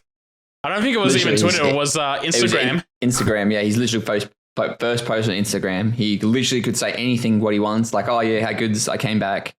But no, he's like, nah, buy my NFTs, bro. Man, always be on that grind. Always be on that grind. Amazing. Oh, anyway, yeah, I don't think we should. Yeah, anyway, moving on. Yeah, moving on. Speaking of old fossils allowed on Instagram. That's actually such a good one. Take it away. No, you fucking earned this one, Steve. Well played. Thank you. So our good friends at Atari have brought up over 100, and in quotes, groundbreaking and award-winning games from the 80s and the 90s, and says that many will be re-released. These include such bangers as Bubsy and E.T. and Demolition Racer. I can't find the list of the games they've bought. They actually mentioned, or is it? They mentioned in this article, but I haven't seen a list of all 100. Just a handful of the titles that they've acquired. Oh, so like the back catalogs are from 3 publishers: Accolade, Infogrames. What the fuck is a dumb fucking name? It's games with an R. And Micro Prose. I like it when Steven takes over an article. Grams. It's like games with an R. But it's one. It's like it must be Info Games. There's an R there. Hang on, Infogrames. It's not great. Anyway, it doesn't matter. Yeah, I don't recognize any of these games. They also want to sell merch for all these IPs, not just re-release the games, but make like Bubsy the Bobcat T-shirts, NFTs. Put them back. That's not put merch. them back in the grave. NFTs merchandise. Hold on. Let them remake. Let them recook. But yeah, I don't really care about this. Atari is not something I'm connected with at all. And these games I don't recognize. It does seem like they're trying to get the nostalgia bucks instead of doing something new and making new bucks. But whatever, power to them, I guess. Atari will always be based because they were the original publishers over here for the Budokai Tenkaichi games. Oh, yeah. And how are those games looking, big fella? Still good. They're making a 4th one. Yeah, that's very true. After how many years? Enough. And speaking of old games, do I get that segue as well, Pat? That was a little weaker, but sure. It was a little weaker. Actually, I just it's a bit paper thin, you might say. Warmer. Warmer. Let him cook. No, I actually wanted to I don't know if we're touching on this later on, but I just wanted to hit just because there's good context for this next one. What's his name? Gary Bowser? Yeah. Gary Bowser is now a legally enslaved to Nintendo for the rest of his life. Oh yeah. Oh yeah, no, that's Bucks. I forgot to put this on the docket. This is a pretty recent news article as well. So yeah, we can talk about this real quick. That's what I'm saying. I think it's worth talking about this now because it makes more sense what we were going to talk about. Well, yeah, actually, yeah. So I'll take this because I like ripping things out of Pat's hands, especially during the 69. So Paper Mario has, you heard me. Paper Mario has the very popular game for the Nintendo 64 has been completely decompiled. Oh, so we're not going to talk about Gary Bowser. Okay, no, that's fine. No, we're talking about this first, and then Gary Bowser, because this is sort of might be related. So essentially what this means, and I don't really know what this means. I'm just reading this on this PC Gamer article. Oh my god, okay. Wait. Steve, sidebar real quick. You want me to take this one, big man? Like, it's okay. Yeah, like between us, I won't say, I'll even do your voice. No one will notice. Look. I reckon all you just need to say is what decompilation means. Cool. For like N64 games, so I have no fucking clue. Sweet. Okay. Ready? 1, 2, 3, break. What? Wait. Team on 3. 1, 2, 3. Go team. I feel like that was just me. What's going on? Anyway. No, I was mimicking your voice, so you said it at the same time. Oh, true. Okay, cool. So as I was saying, so decompilation.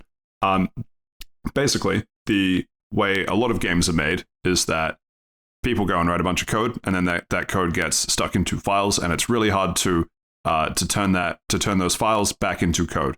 The idea being that you can't, go and hack code that a publisher goes and releases, and then you'd be able to rebuild the game yourself.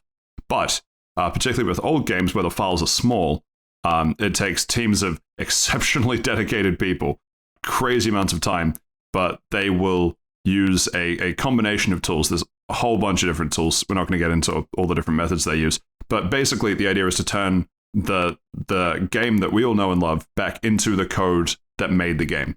And the reason for that is that it makes things like modding or even just bug fixing, but also porting and things like updating it for new architectures and systems and things. All of that's way easier if you know what the original code was that made the game in the first place.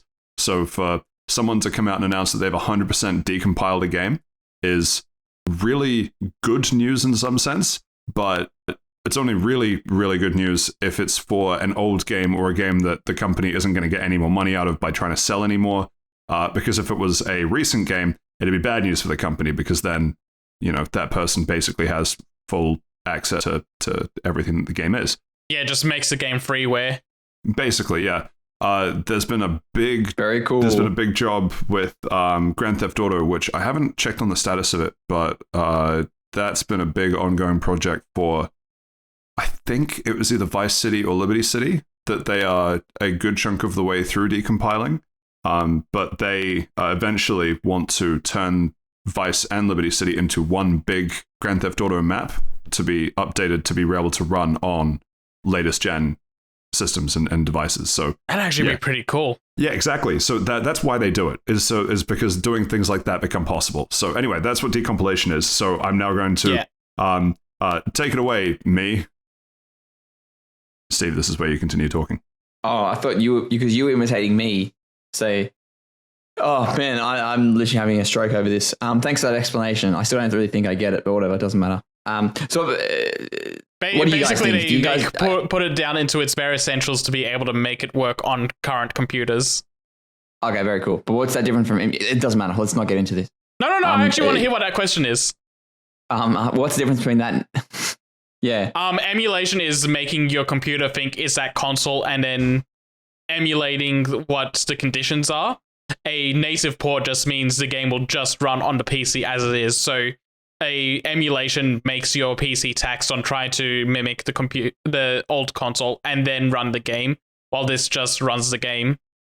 Yeah. And it lets you use all the horsepower you need from your computer to make it run even better. That's the more important point. Yeah.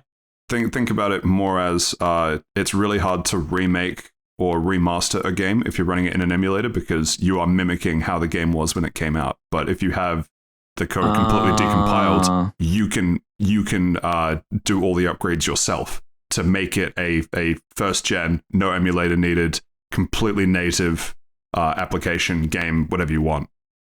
There's I get that. There's a very deep rabbit hole on YouTube you can go into for this kind of stuff. Like someone, I don't think it's necessarily decompilation, but there's a great video about someone who was able to add local multiplayer to I think it was Super Mario 64, just by playing with the systems available at the time and how that was working under the constraints of it being emulated, but being able to completely decompile that. Someone just recently did it for Breath of the Wild as well.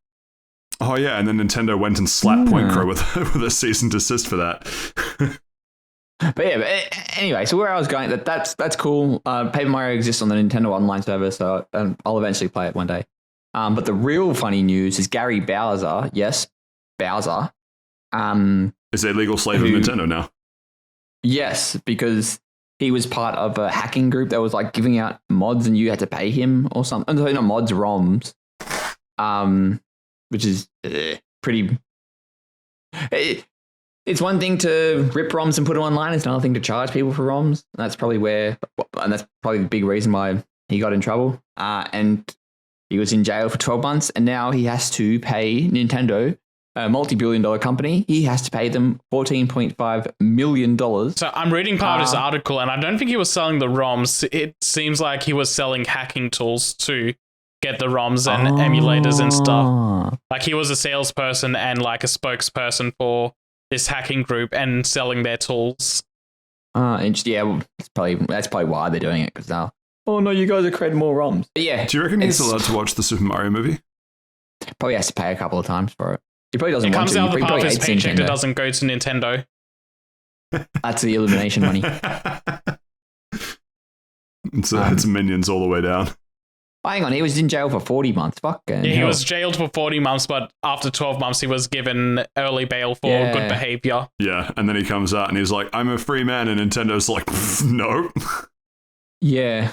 So they apparently for the agreement, they've got 25 to 30% of your gross monthly income they can take. So as I think I saw a stat quite recently that if you earn less than six figures over the course of your lifetime, you won't really earn that much.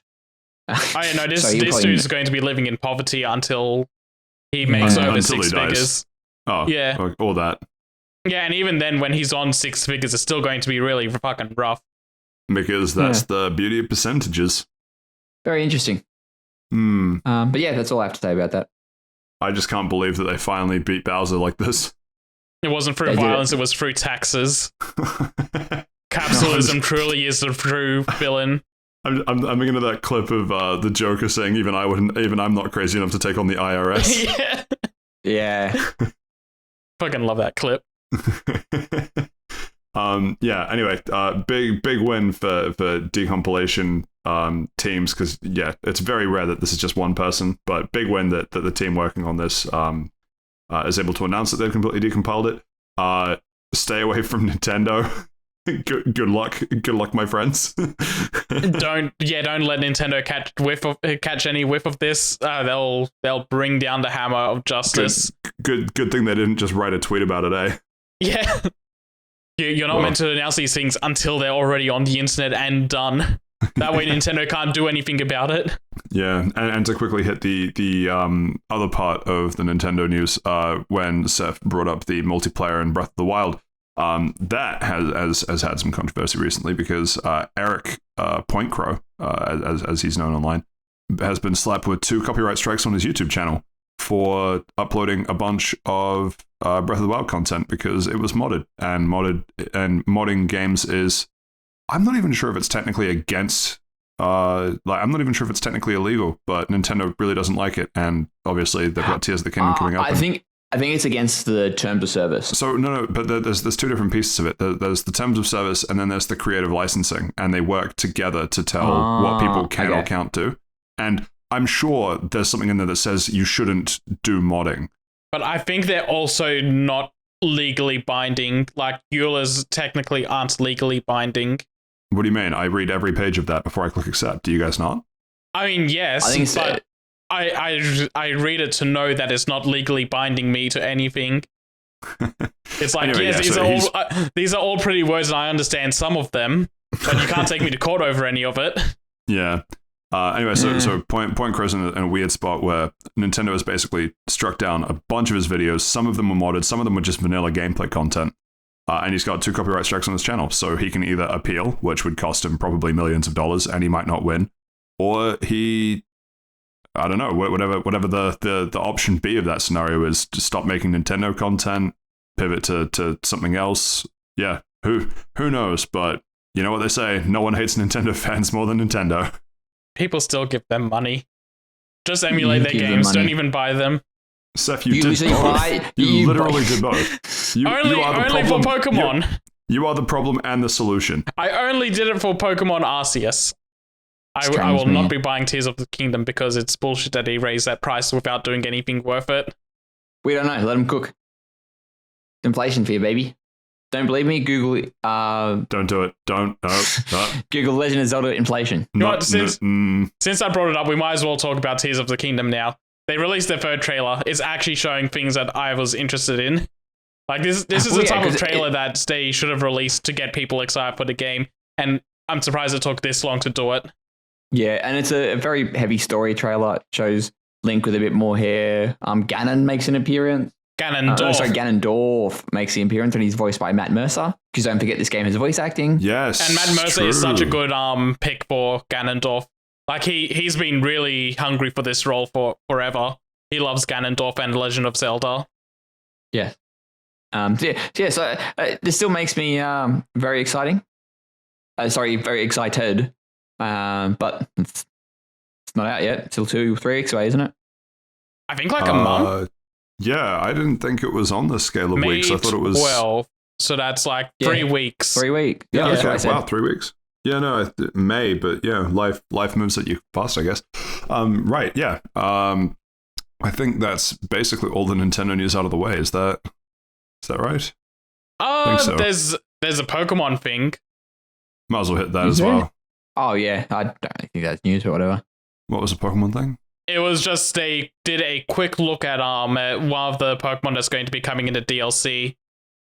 They call this one an unknown Pokemon, but it's reminiscent of the Pokemon called Terrapagos, which I guess is going to be something that's in the DLC itself. So this is probably like the first stage evolution or a other version of it, like with the whole Yeah, but I think it's weird that we see Pokemon like the evolution is always something bigger and stronger, but no one ever talks about the evolution that gets smaller and weaker.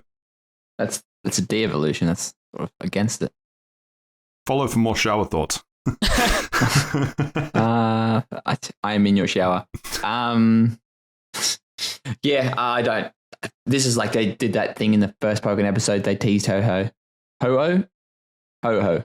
Ho-Oh. I think it's oh no. Yoko, oh no. It's Spanish.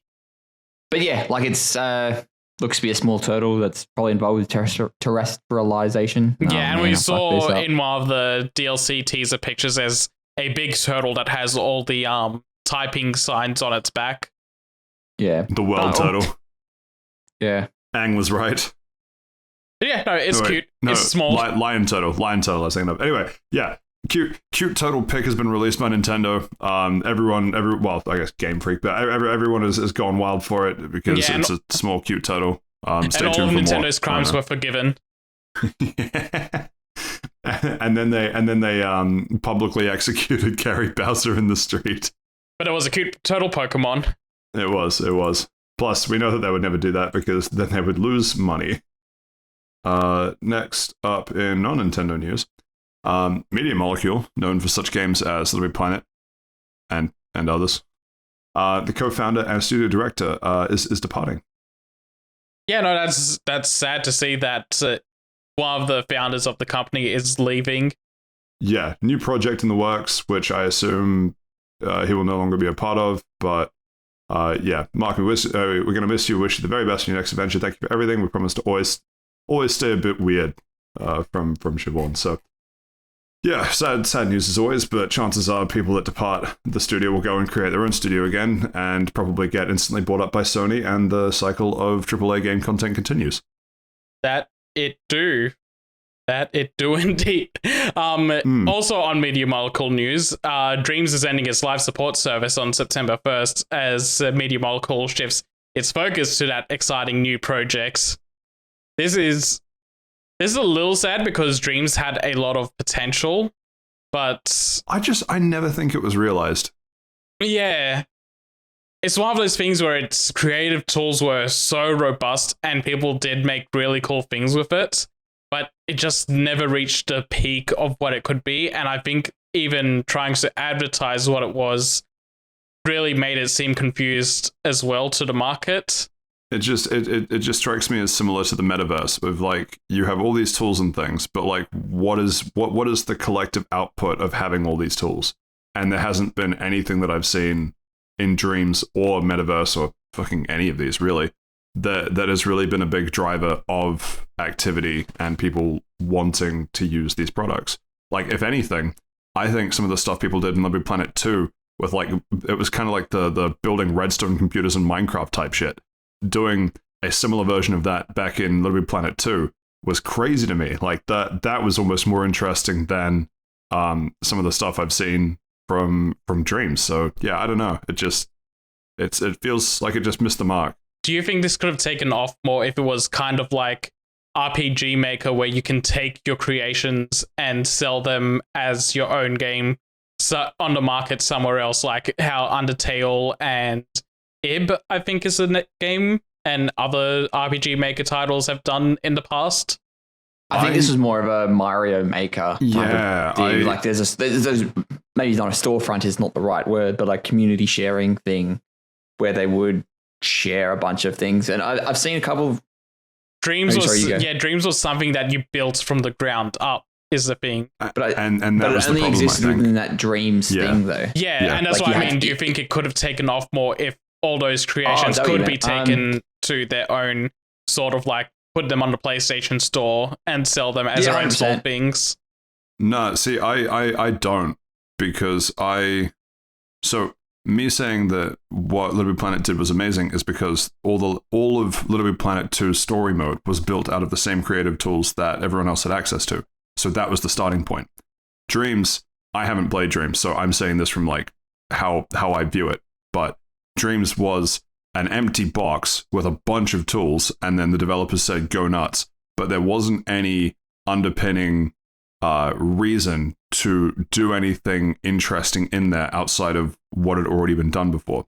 What I mean is the technology that Dreams is running on is insanely interesting and cool. And in the same way that, like, being honest, the metaverse is actually a fairly interesting technology. But it's not because people don't have a way of monetizing what they do in Dreams or the metaverse as to why people don't flock there. I think it's just that there wasn't enough of a draw to begin with to make people interested in it, regardless of any sort of monetization strategy. And I'll give you a counterexample too. I don't know if this is on the docket or not, but Fortnite announcing that they are adding creative tools so that people can do custom. I think it's designed to do sort of like custom missions or custom game modes or something for Fortnite specifically. I think that'll do really well. Not because it's Fortnite and it already has a giant player base, but because people that go and do custom missions in Fortnite already have an idea of what that means. I don't think anyone has a good idea of what a custom dream world means because it's too nebulous. There's no like fixed point to decide if it's worth your time or not. Yeah. My opinion is this is I don't care. I was trying to think was that RPG Maker is very much in that same sort of, there's nothing here except for the toolbox and make your own thing out of it. And the draw there is that people end up selling their things, and maybe that Dreams could have tried to hit that market as well. But I think Dreams was also kind of just too broad in the sense that it could do anything, but at the same time, whatever you could do in Dreams, you can probably do in Blender or Unreal or whatever, and just make it your own and spread it that way. And Dreams just kind of fell into a place where it's a really cool box, but there's no reason for it to be there for creators when they have all these other tools that do everything Dreams does, but better. What I hope is that something like Dreams gets like kids or people that don't know how to use a computer super well, which I guess is probably not kids anymore. But the point is, like the beauty of Dreams is its simplicity. It's entirely kind of game-based game development. And if that gets people interested in it, awesome. That I think is the best outcome for it. But I guess I'm not surprised that we have this sort of creative box. And then you're right. When you get to a certain point, you realize, actually, if I want to do something more advanced, I need to move to Unity or Unreal or Blender or some other tool better designed for what it is that I want to do, because Dreams is the do a little bit of everything well, not the do something really well type tool. And then with your Fortnite example, that works well for Fortnite because just working in the constraints of what's in Fortnite, you already know, like you said, what makes Fortnite stuff work really well. And you're just doing it for that game. You're not trying to expand it outside of that. So Fortnite cinematic universe. yeah, so it works really well for that. Little Big Planet was like, it's primarily a platformer, but you can kind of expand it into these other things if you're dedicated enough to make like top-down shooters or racing games or whatever, and they all work well within the constraints of what's available in Little Big Planet to make like Little Big Planet versions of those. Well, yeah, this is just very broad, very open. You can do whatever, and then it's like you can do whatever in other programs as well. And yeah, on the plus side, they're keeping it open. They're moving it to servers where it can stay open, and different servers than the Little Big Planet ones, which are currently still down, I think, because of being hacked. But yeah, so they're going to keep Dreams alive. They're just not going to be continually updating it past September 1st. Yeah, and you say Little Big Planet server's still live. I think they released something a couple months ago saying they are not bringing them back. It's too far gone. Oh no, that's really bad. That sucks a lot. It's just dead on arrival. I'm pretty sure they stopped trying to revive that a few months ago now. I could be wrong. I'll on have that, to double check that. But yeah, for yeah. now, oh god, that sucks if that's true. Yeah, and again, so that was Little Big Planet 1, 2, and 3, but Sackboy's Big Adventure and I think Little Big Planet 4 were okay. There is no Little Big Planet 4. Anyway. Oh. And Sackboy's Big Adventure doesn't have any creator stuff, so it doesn't need that sort of server support. There was one of them. It was two was fucked because that was my game. Maybe it was 3 that they managed to revive some of it, but there was one that they pulled some of it back. Imagine if Little Big Planet Vita is the one that's safe. It's the karting. We're back to the karting again. Anyway, we're getting bogged down in this a bit, I think. Moving on. Xenoblade Chronicles 3, which I realize I still haven't even... I talked about being excited for that because of how good the trailer looked, and I never ended up doing anything with it.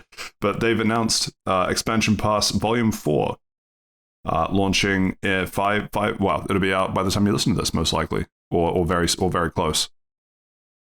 It should be day of. Very cool.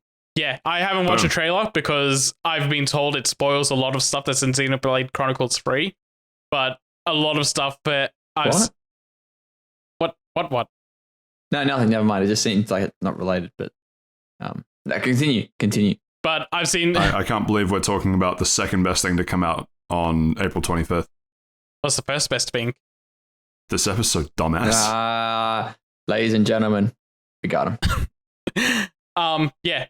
I've seen the character art and holy shit, Shulk and Rex look amazing.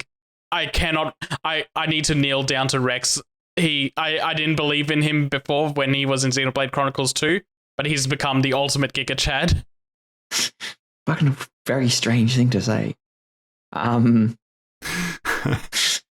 Yeah, they're very cool. I'm very keen. I need to play Xenoblade 3 first. I do really like Xenoblade 2, so it's good to sort of see them in the future. And Shulk as well from Xenoblade 1 is in it. So the gang's all back together. I don't know how they're going to rectify the weird different combat mechanics between the three. Not combat mechanics, but how combat works between the three. Just from the key art, we can already see 6 characters here, so I guess it's just going to be these 6 characters are the new characters for the combat system. No, but they just, in the trailer, they specifically mentioned that someone's not a blade, and blades are how, is essentially the focus of Xenoblade 2. So it's just, I'm not sure how it's going to work, and I'm very excited for it. Even though I haven't played Xenoblade Chronicles 3. That's fair.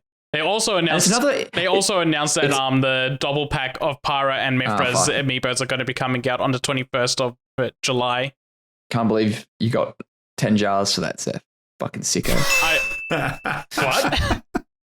You got 10 jars ready. Oh. Yeah, okay.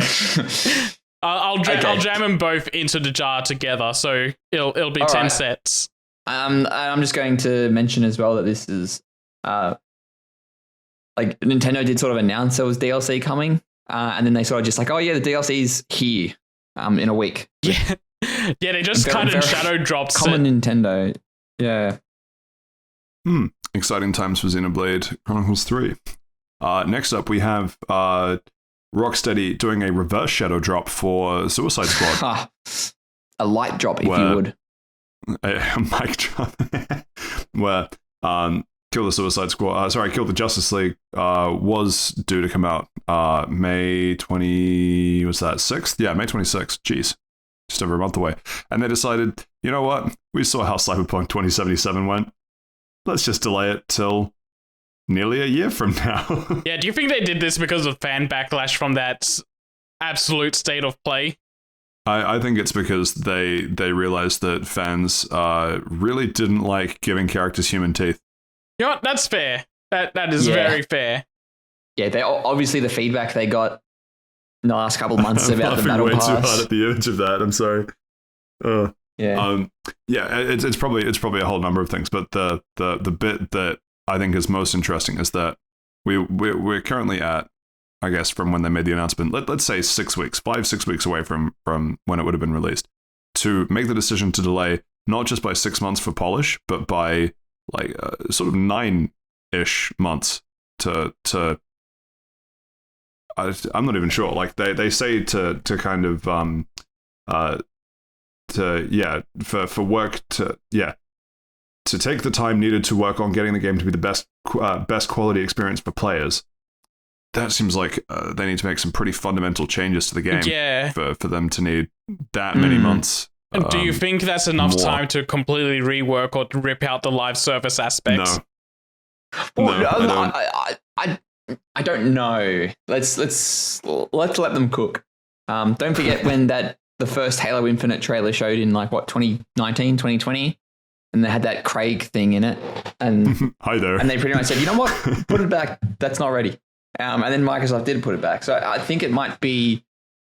It's interesting they put a date on it, February the 2nd. That is 8 months away. It's so far out that it's weird to have a specific date. I suspect that I know that there is some legal thing around pre-order packs and people not getting content when expected, and therefore that puts them in a weird, they could be liable for something. I think it's mostly EU regulations, so it might be that specifying a date even that far out lessens or mitigates some of that risk. That's a complete guess on my part. I think the pre-order stuff is specifically releasing the game and then releasing the other parts of it later on. That was the whole thing with the Doom Eternal soundtrack, was the fact that they kept pushing that back past the game's release date so much and they got in trouble for it. I feel like it would work the other way. Anyway, the side point. But no, I suspect to be this close to the original date and to then say we need to delay for 9 months, I think either it doesn't achieve the expected goals of whatever it is that they need to change. I don't know if we'll ever know what it is that they said they were going to change.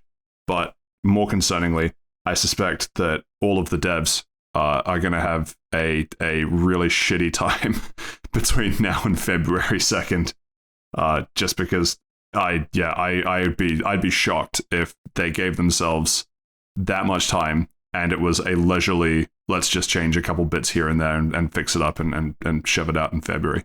It's a weird situation because from that state of play, it looks like it was ship ready. It was ready to be shipped.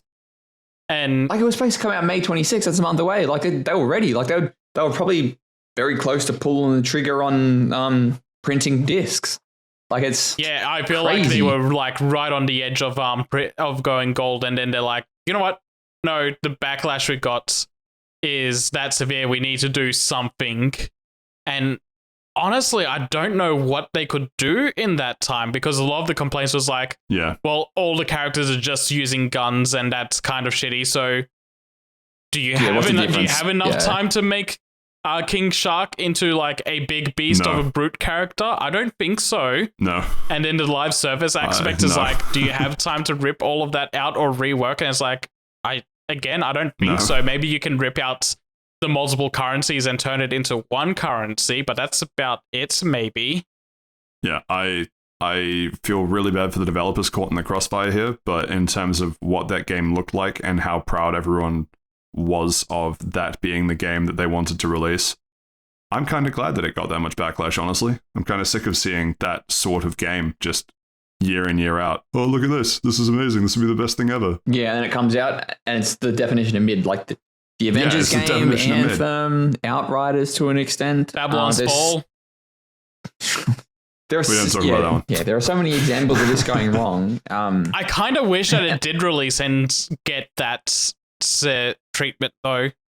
Well, this is where I guess that this is my naivete, idealism, but to me, the whole point of an alpha or a beta is, hey, this is the game. It's not complete by any stretch of the imagination. This is the direction we want to take it. Let's get some feedback on this.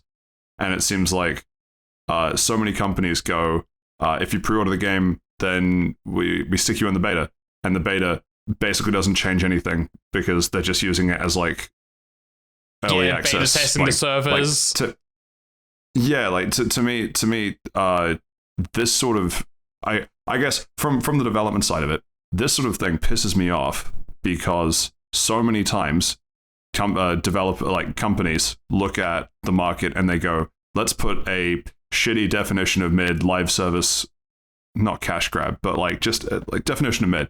Let's put a definition of mid live service game together and then act shocked when the community doesn't like it.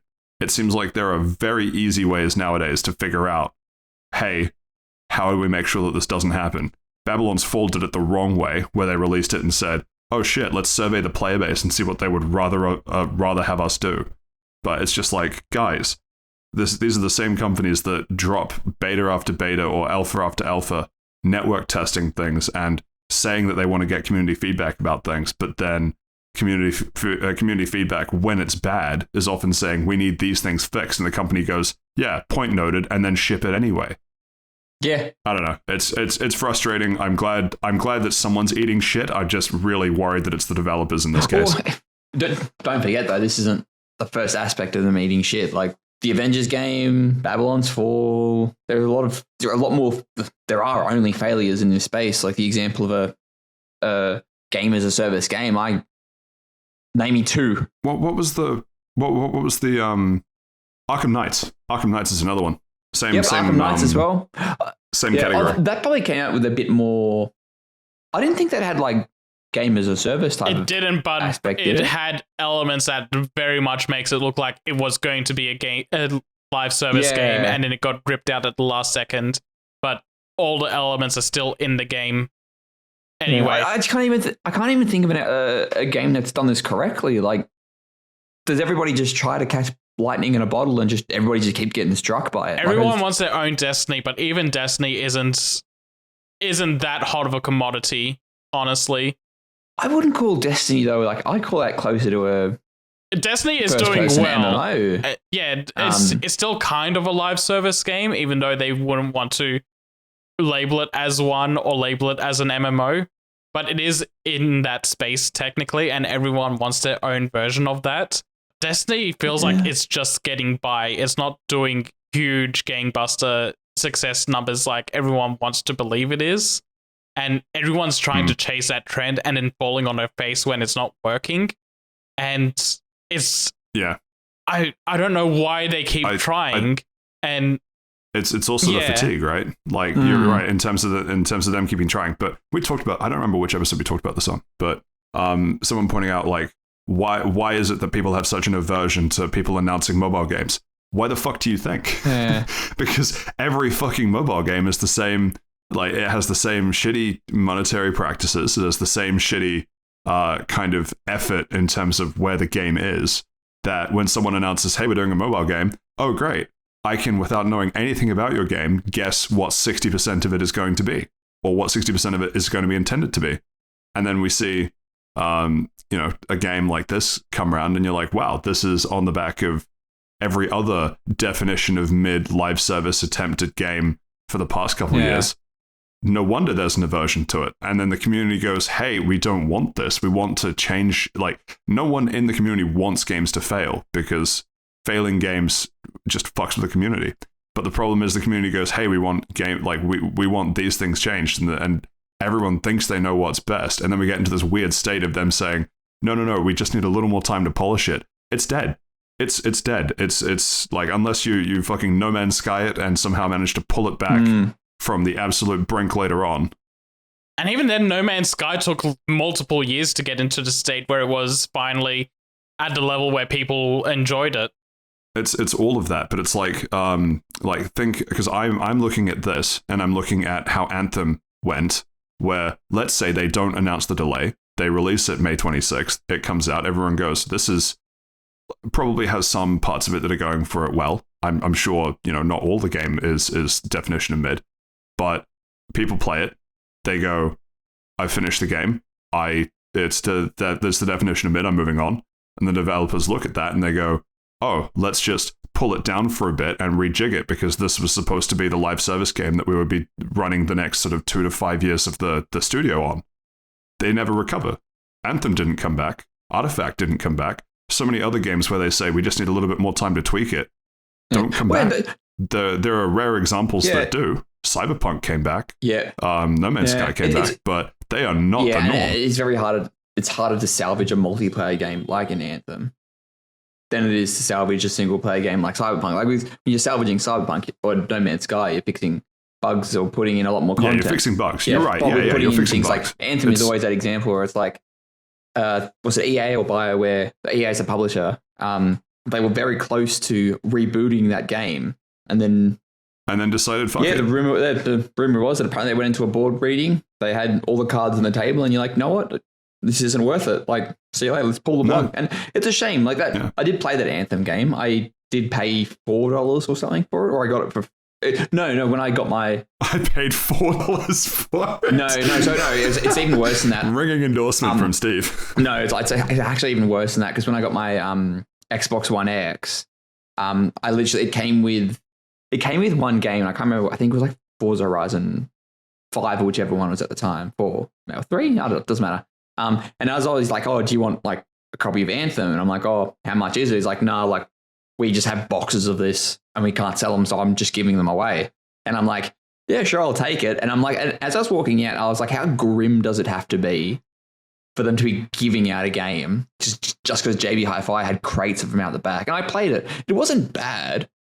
The moving your mech suit character around was like sort of pretty fun, and there was no one online, so I could never join a group or anything. But you could tell there was a lot of half-baked ideas, and they sort of just, oh, this is a good idea, let's put it in. That's good enough. See you later. And it's worth noting too. I realize that this is no longer the news section. I almost want to just stick this in its own section. I think this is a really, really interesting discussion. But it's worth noting too. There have been tons of times when a company comes out and says, you know what, this game isn't ready yet. And in almost every time when that's come out, we've said, it's good. Like we want studios to do that because we don't want studios to release half-baked shit. The difference is, most of the time when studios get to that point, they're not when they are just on the verge of submitting gold and printing all the discs. They were confident in this. Yeah, so to backpedal this close to when their initial production line was to go through is a very different position to be in than realizing 8 months, a year away from launch ahead of time that they just need a bit more time in the oven. So I don't want this to come across as, whatever we said. I don't remember the last game that said that they announced a delay, but yeah, I think it's worth noting the timeline here is specific what makes this one very different in that it looked to be gold ready. And then they say, no, we can fix it to be gold ready in 9 months. I think it's fucked. I think it's already too far gone, personally. Yeah, no, I agree. Yeah, we can all agree. Sweet. More single player games. EA doesn't agree with that. I'm sorry. Well, it's funny you mentioned that actually, Saif, because we have one of the lead designers at Naughty Dog saying that Star Wars Battlefront 3 was, and I'm quoting here, legit incredible, and that LucasArts cancelling it was, in quotes again, an absolute crime, which, man, that's an endorsement and a half. Holy shit. Yeah. Anyway, moment of silence, we move on. Yeah. Moment of silence, we move on. What do we have next? This is into a couple quick things from Monster Hunter news. Yuck. Okay, well, you're out. So remember when Hillary Clinton stood up and said, Pokemon go to the polls? Hold on. I want to backpedal to that Battlefront 3 thing. Battlefront 3 is, I think he's talking about, like, original Battlefront. So yeah, it's the 2008 one. Yeah. I'm just really upset about it. I don't really. Oh shit! Sorry, did I not? No, because the way you mentioned that, it sounded like you're talking about the EA version of Battlefront, and I was like, yeah, no, those okay. Battlefront 2 I remember launching really badly. I don't remember hearing about Battlefront 3 that they did. So what would have been really funny, even if that was the case. I was talking about the recent one, Battlefront 2, because of how shit it was. it would have been very easy for it to be legit incredible. Yeah. It just had to not be Battlefront 2. They get they get the Titanfall developers to make it instead. God, they've been pulling so much weight for EA recently. Oh God, yeah. But yeah, no, the internal trailer that I'm looking at for Battlefront 3, like on the PS3 and 360, actually looks really good. No, it's a fucking shame. Those games were amazing. I have Battlefront 2 somewhere on Steam. The new one or the old one? No, old one. Oh, the good one. I've heard so much good stuff about the old one. I need to play it myself sometime. Ship battles, 10 out of 10. But yeah, it's I would say, it's a travesty, it's a crime, blah blah blah. But really, what else do we expect of EA at this point? So even though it's in the context of a game back then, but I'm not surprised. I feel like EA's always dropped the ball on something. Like every year you hear about something EA dropped the ball on. Remember that? There's a reason why they were the most hated company of many years in a row. Out of my mouth, yeah. They won 2 or 3 Golden Poo awards back to back. And that was like just after global financial crisis as well. And everyone's like, the banks are bad, but video games. EA though. I think it was because EA was actually killing so many of their developers and firing so many people that they got those awards. It wasn't even for game quality, it was just how they treated their employees during a financial crisis. Yeah, they'd buy Maxis, we miss you. Please come back. Yeah, the Maxis example. They bought Maxis, made Maxis at gunpoint, put out a shitty game. Oh man, your game's shitty, we're cancelling you. And I'm shocked. Taylor's all this time. And everybody was worried that was what was going to happen to BioWare. Especially shocked after Anthem. Pikachu face. After Anthem, yeah. God, that was a worry. No, don't. We still need... We'd go back to the old days of the BioWare RPGs, but where's the KOTOR remake? Hey, I'm holding out hope for the next Mass Effect title. Yeah, whole Dragon Age title as well. Yeah. I honestly, I don't know how much hope I'm holding out for, given the track record at this point. But we can hope. Yeah, we can hope and cope, as they say. Anyway, so as I was saying, remember back when Hillary Clinton said Pokemon go to the polls? Yes. Oh yeah, I remember. Yes, that. I do actually. Yeah. Cool. I wish you didn't remind me. Well,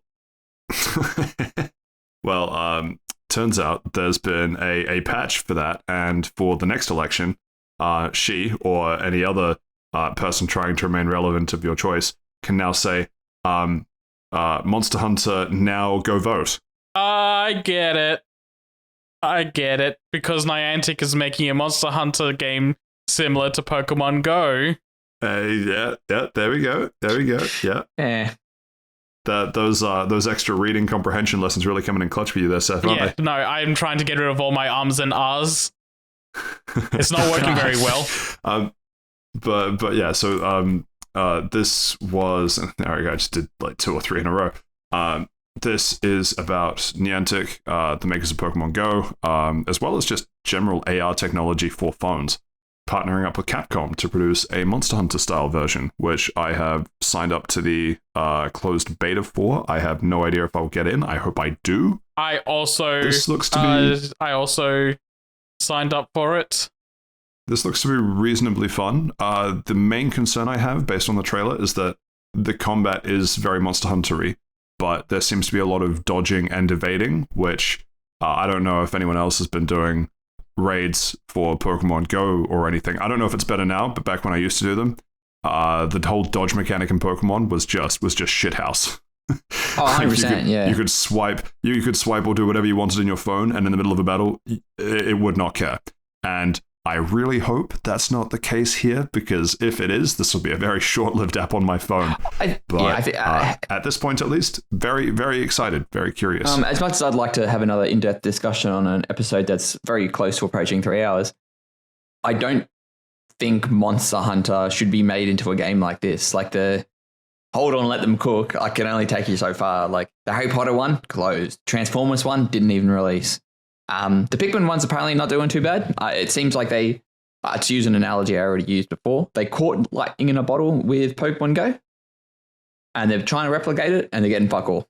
So I was thinking about that, Steve. I agree with you. But I think if they did a Monster Hunter Stories style, that it would work. But how do they do that? That does... As in, but that's not what less people of the want. focus. It's a spin-off game. It'd be like saying, oh yeah, instead of the main series Pokemon games, you're getting Pokemon Ranger instead. Like it's now that you've said it, and I take a second to process it instead of just being unhinged.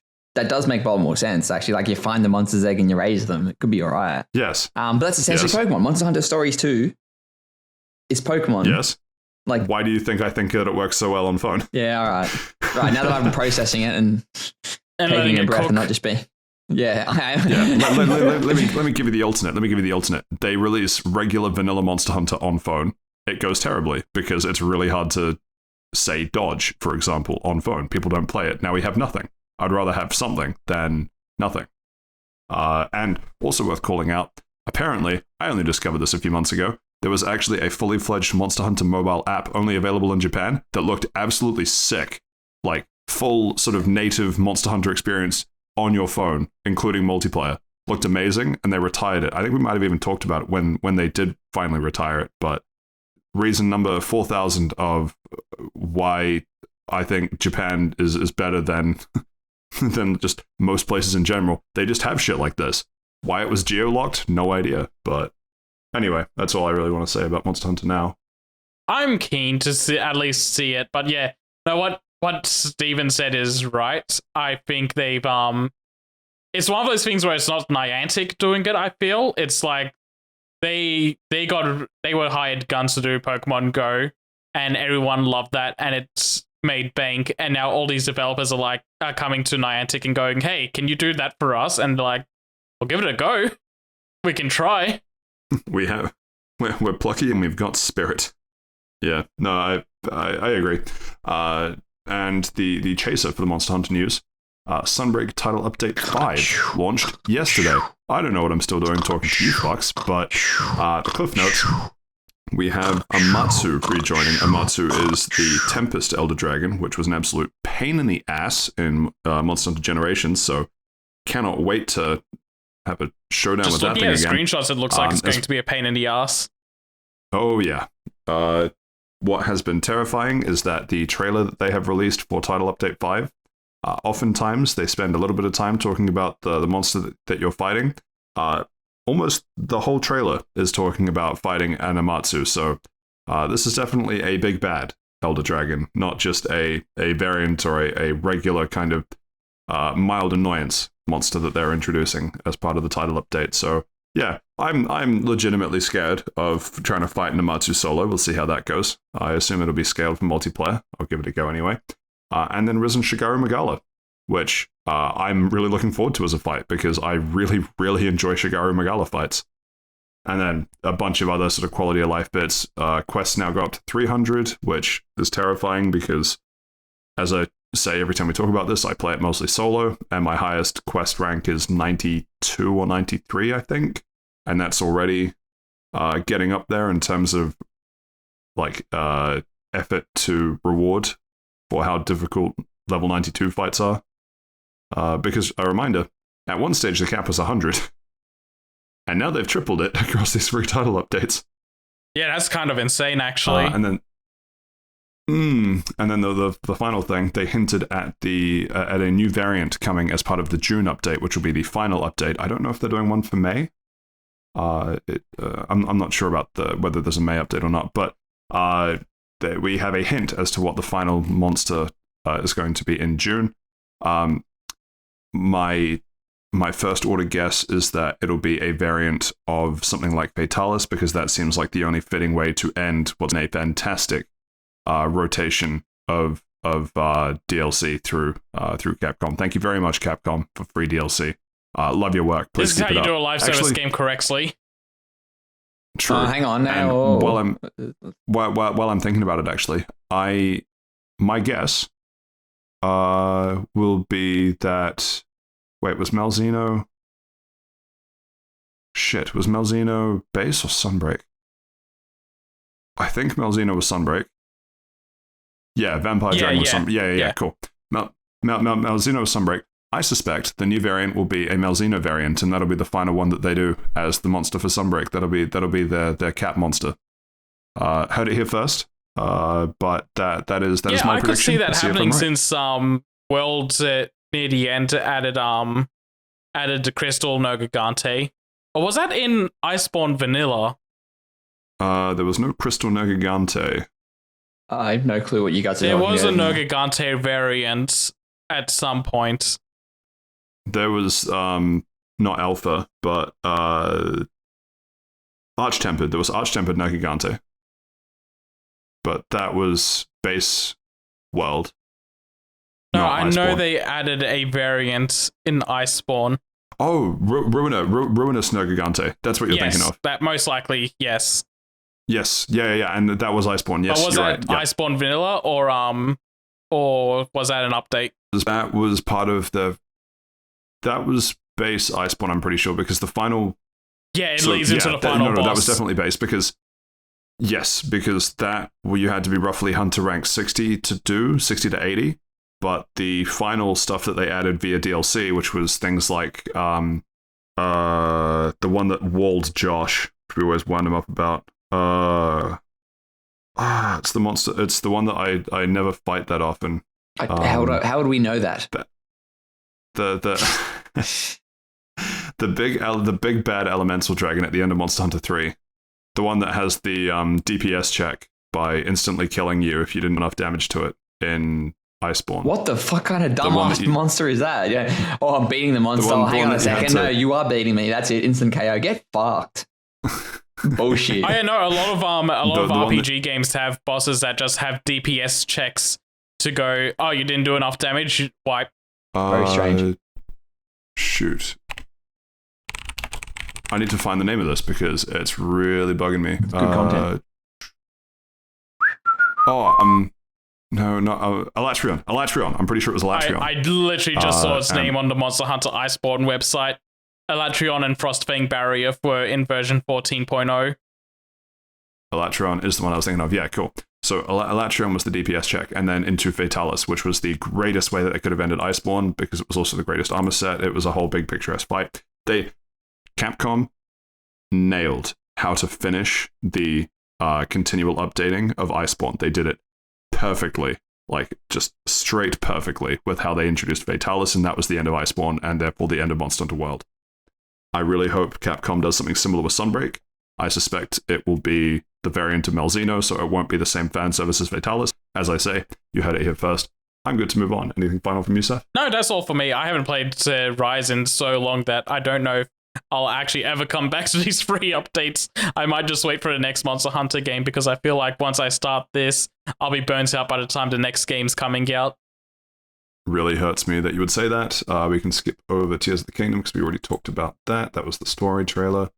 Final Fantasy 16 details. Seth, this has you written all over it. Yes, hi, hello. Final Fantasy 16 had that 20-minute state of play, and it was absolute state of play in the most positive sense because this game looks fantastic all throughout it. They showed more clips of what the world is like. They showed a couple of things that you can do as side quests and like your little hideout area.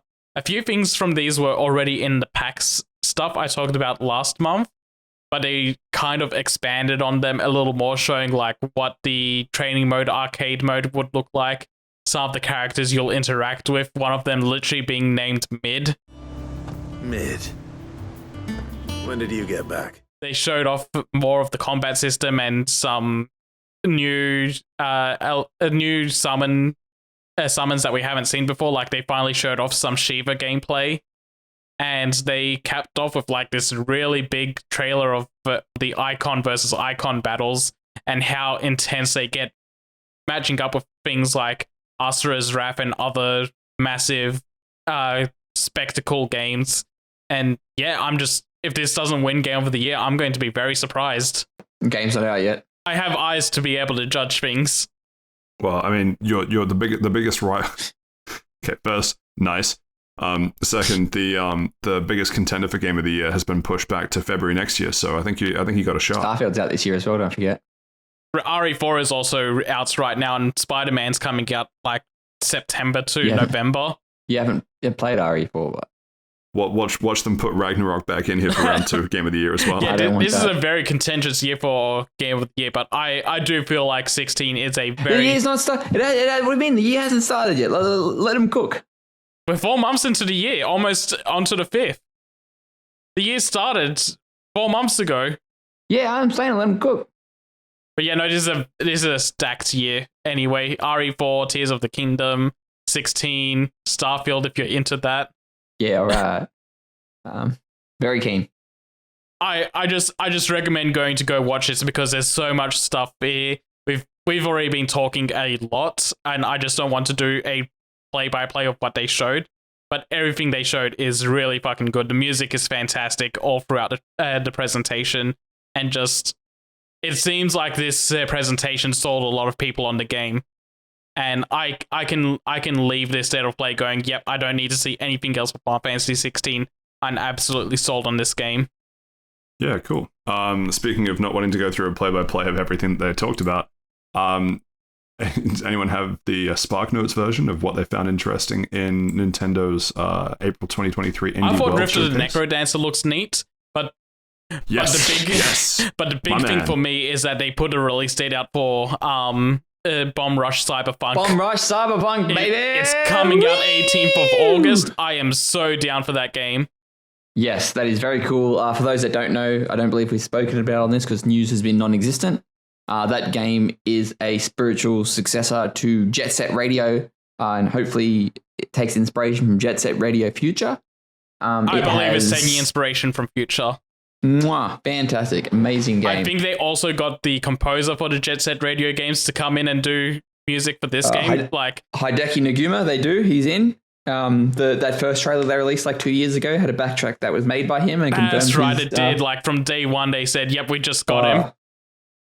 Fantastic! Cannot wait for this game. I love the additional thing of like it's not just rollerblades in this. There's skateboards and bikes and other sort of extreme sports, I guess, vehicles in a sense. Yeah.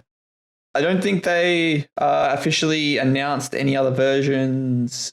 The Switch and PC version are coming out 18th of August, and the other versions of the game will be coming out within a week or two if there's no weird console-specific issues that pop up. That's strange. Hopefully it comes to Game Pass. But yeah, that's very cool. And also as well, we should say for this Nintendo World, everyone's favorite content creator. I'm censoring that. Good, do it. We all know that he started up a game studio last year and announced it to various degrees of acceptance within the gamer community. Big Mode Games, I think is what it's called. And a couple months ago, he announced that the first game that they were going to publish is called Animal Well. And then it has been announced. It's coming out early next year, I believe. It does look very funny, but remind you guys are more terminally online than what I am. Has any content creator gone on to make a video game publishing thing and then been successful or at all? Not that I'm aware of. Huh. Well, see what happens with this. There are. It's kind of hard to say because there's stuff like there's PewDiePie and H3H3 and a couple other content creators have had games, but the games have been made by a third party about them, so it's not really the same thing. Yeah, that doesn't count. Yeah, in terms of like actually just from a commercial sense, a content creator being a commercial director for that sort of thing, I don't know. I can't think of any. I'm sure it's happened. I just can't think of any. Yeah. Also want to call out Free Cult of the Lamb DLC. I will be picking it up and playing around with it. Right. I'm also sorry for burying it, but do you have anything you want to say about Rifts of the Necro Dancer? No. I'm just stoked that it's there. I'm looking at that with interest. Yeah. Something I heard on another is that missed opportunity to call it Rift of the Necro Dancer. Yeah, true. But yeah, no, that looks pretty fun as well. It's a 3-lane rhythm game, more based on like Guitar Hero type of stuff, but doing it in an action setting. So just to give people an idea of what the game is. And anything more from you on this, Steve? Otherwise, we'll move on. Nah. As much as I don't like list episodes, I don't care for any of this stuff. Yeah, there's the Shovel Knight dungeon DLC pack, but don't care. I haven't played that. It kind of passed me by, but that's neat that Shovel Knight stuff's still expanding. I do need to play more. Steve, you don't like list episodes? Give me 3 reasons. Yeah, good one. No, there you go. That's why. I just don't really play that many indies. I should, though. I should. They are pioneering the genre, the avant-garde of video games, some might say. Some might. Speaking of what people would say about video games, Saif, what would some might say about Street Fighter 6? Street Fighter 6 looks really good. Lil Wayne approves of it because he presented it on 420. So can you fight Little Wayne? He says maybe we can, but I doubt it. I very much doubt he'll go online and play this game. But yeah, no. Oh no, I just meant in real life. Oh, in real life. I guess in the game as well. Maybe. If you want to try and take on Wheezy, you can. All fun and games until he Hadoukens me across the stage. Hits you with the Shoryuken, breaks your jaw. And yeah, no, they did a 20 to 30 minute presentation showing off more of the single player stuff because they've been very lacking in showing what that looks like. And it's really interesting. They're doing like a big world tour sort of thing where you go around these maps and areas of the Street Fighter world and just interact with other characters, get your creator character to level up and actually do what his title is called and fight in the streets. It meets all the main characters and learn their stories and what's happening with them. It's just kind of like a really fun looking mode that's adventure mode sort of thing that a lot of fighting games kind of lack with having really interesting single player modes. It's interesting that you say that because it doesn't look like you fight that many streets at all. And if anything, from what I've seen, you're more likely to fight various kitchen appliances. No, I said you fight on the streets, not fighting these streets themselves. What about fighting in the sheets? Now you keep it in your pants, mister. That's episode 69. Yeah, that's episode 70 material right there. Nice. And yeah, they also show that you can take your created character and fight in a specific online mode where you take your freaks to fight other people's freaks, and it gets real weird real quick in that mode. You're skipping the part where there's the possibility that someone isn't a degenerate online, and you're like, no, everyone's a freak now. Yeah, no, everyone's just making freaks. I played that beta. I know how it goes. People either just go with the default character or they make a freak. There's no in between. As a default character creator, yes. I create my self-insert and that's it. The default character. The whitest man you know. Yes. Man, I stuck out in Wolong. And they also showed off other things like there is indeed going to be an arcade mode because that was severely lacking in Street Fighter V. A King of Fighters style mode where you take teams of characters. You can get up to 5 characters in a team layout and go either match by match against each other or round by round. Showed off a little bit more of the extreme rules conditions, which are just like little minigame versions of to not just have the standard one-on-one fighting game modes there. There's like different rule sets to make the game more interesting for parties. And yeah, they also announced the 4 DLC characters that are going to be coming out within the first year. They showed Rashid, Aki, Ed, and Akuma, which we all knew because of the leak earlier this year, I think. No, it was last year, actually. We've known about all the characters going to be in the first year of this game for basically since the game was announced. Isn't that pretty sad that they've already announced DLC and the game's not even out yet? Like full DLC, it's on day 1 DLC. It's like, oh, hey, more characters are coming. Like we've made them, they're just not out yet. Very strange. It's just kind of the thing with fighting games at this point that we know there's a season pass. I hate DLC. No more DLC. Simply release your game in complete, or I will buy it in 10 years' time in 80%. Yeah, that's kind of how fighting games go, honestly. You either buy the game at the end of its life with all the characters, or you buy it up front and go along with the drip feed of characters because they're going to keep continuing it until the game is, for all intents and purposes, dead to the company and they're moving on to the next one. But yeah, they announced Rashid's coming summer 2023. Aki is a new character coming fall 2023. Ed's going to be winter 2024, and Akuma is going to be spring 2024. Right. And that about wraps up the Street Fighter news. Yeah, cool. No, sorry, I just wasn't sure. Sweet.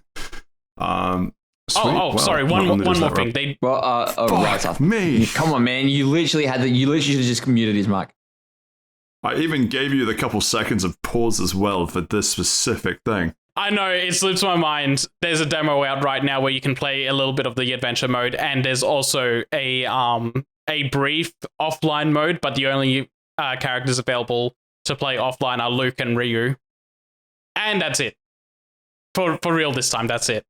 Saif, I'm on my hands. I'm on Steve's hands and knees, begging you. Is this it? This is indeed it. You may proceed to end the episode. All right. Well, not only does that round, I'm using the same segue. Actually, hold on. There's one more thing. Seth's adopted. Anyway. Finally, the truth comes out. Was there actually one more thing, or is that no? Just being That's just me being an asshole. Ah, thank Yeah, God. sweet. Thought so. Just double checking. And this in front of my 69th episode, really. Not only does that round out Street Fighter 6 news, that also rounds out the news. Fuck the news section. Fuck you. Anyway, and with that, we come to the end of episode 69. Nice. If you nice. Steve, say nice. Yeah, there we go. Yeah. Cook. Let him come.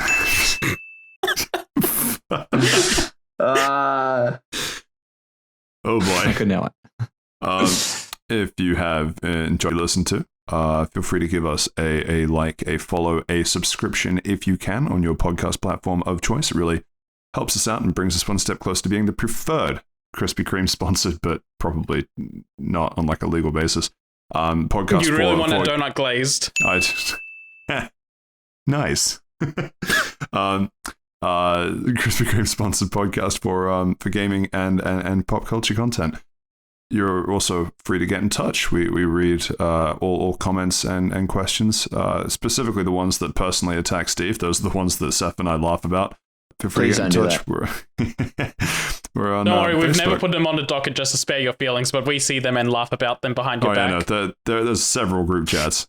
We're on Facebook. Yeah, that's good. That's very cool. It's just what I need to hear. Just what I wanted to hear. Twitter at Fast Travel Lounge minus one of the L's, as well as good old Gmail mailbag, fasttravellounge@gmail.com.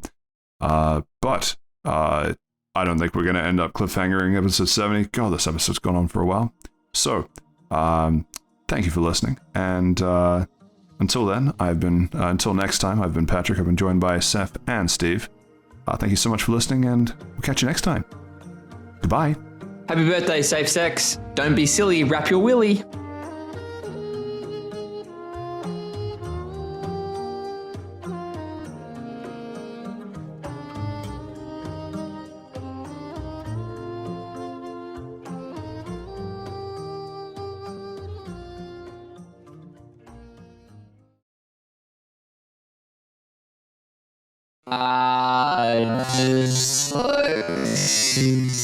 You know.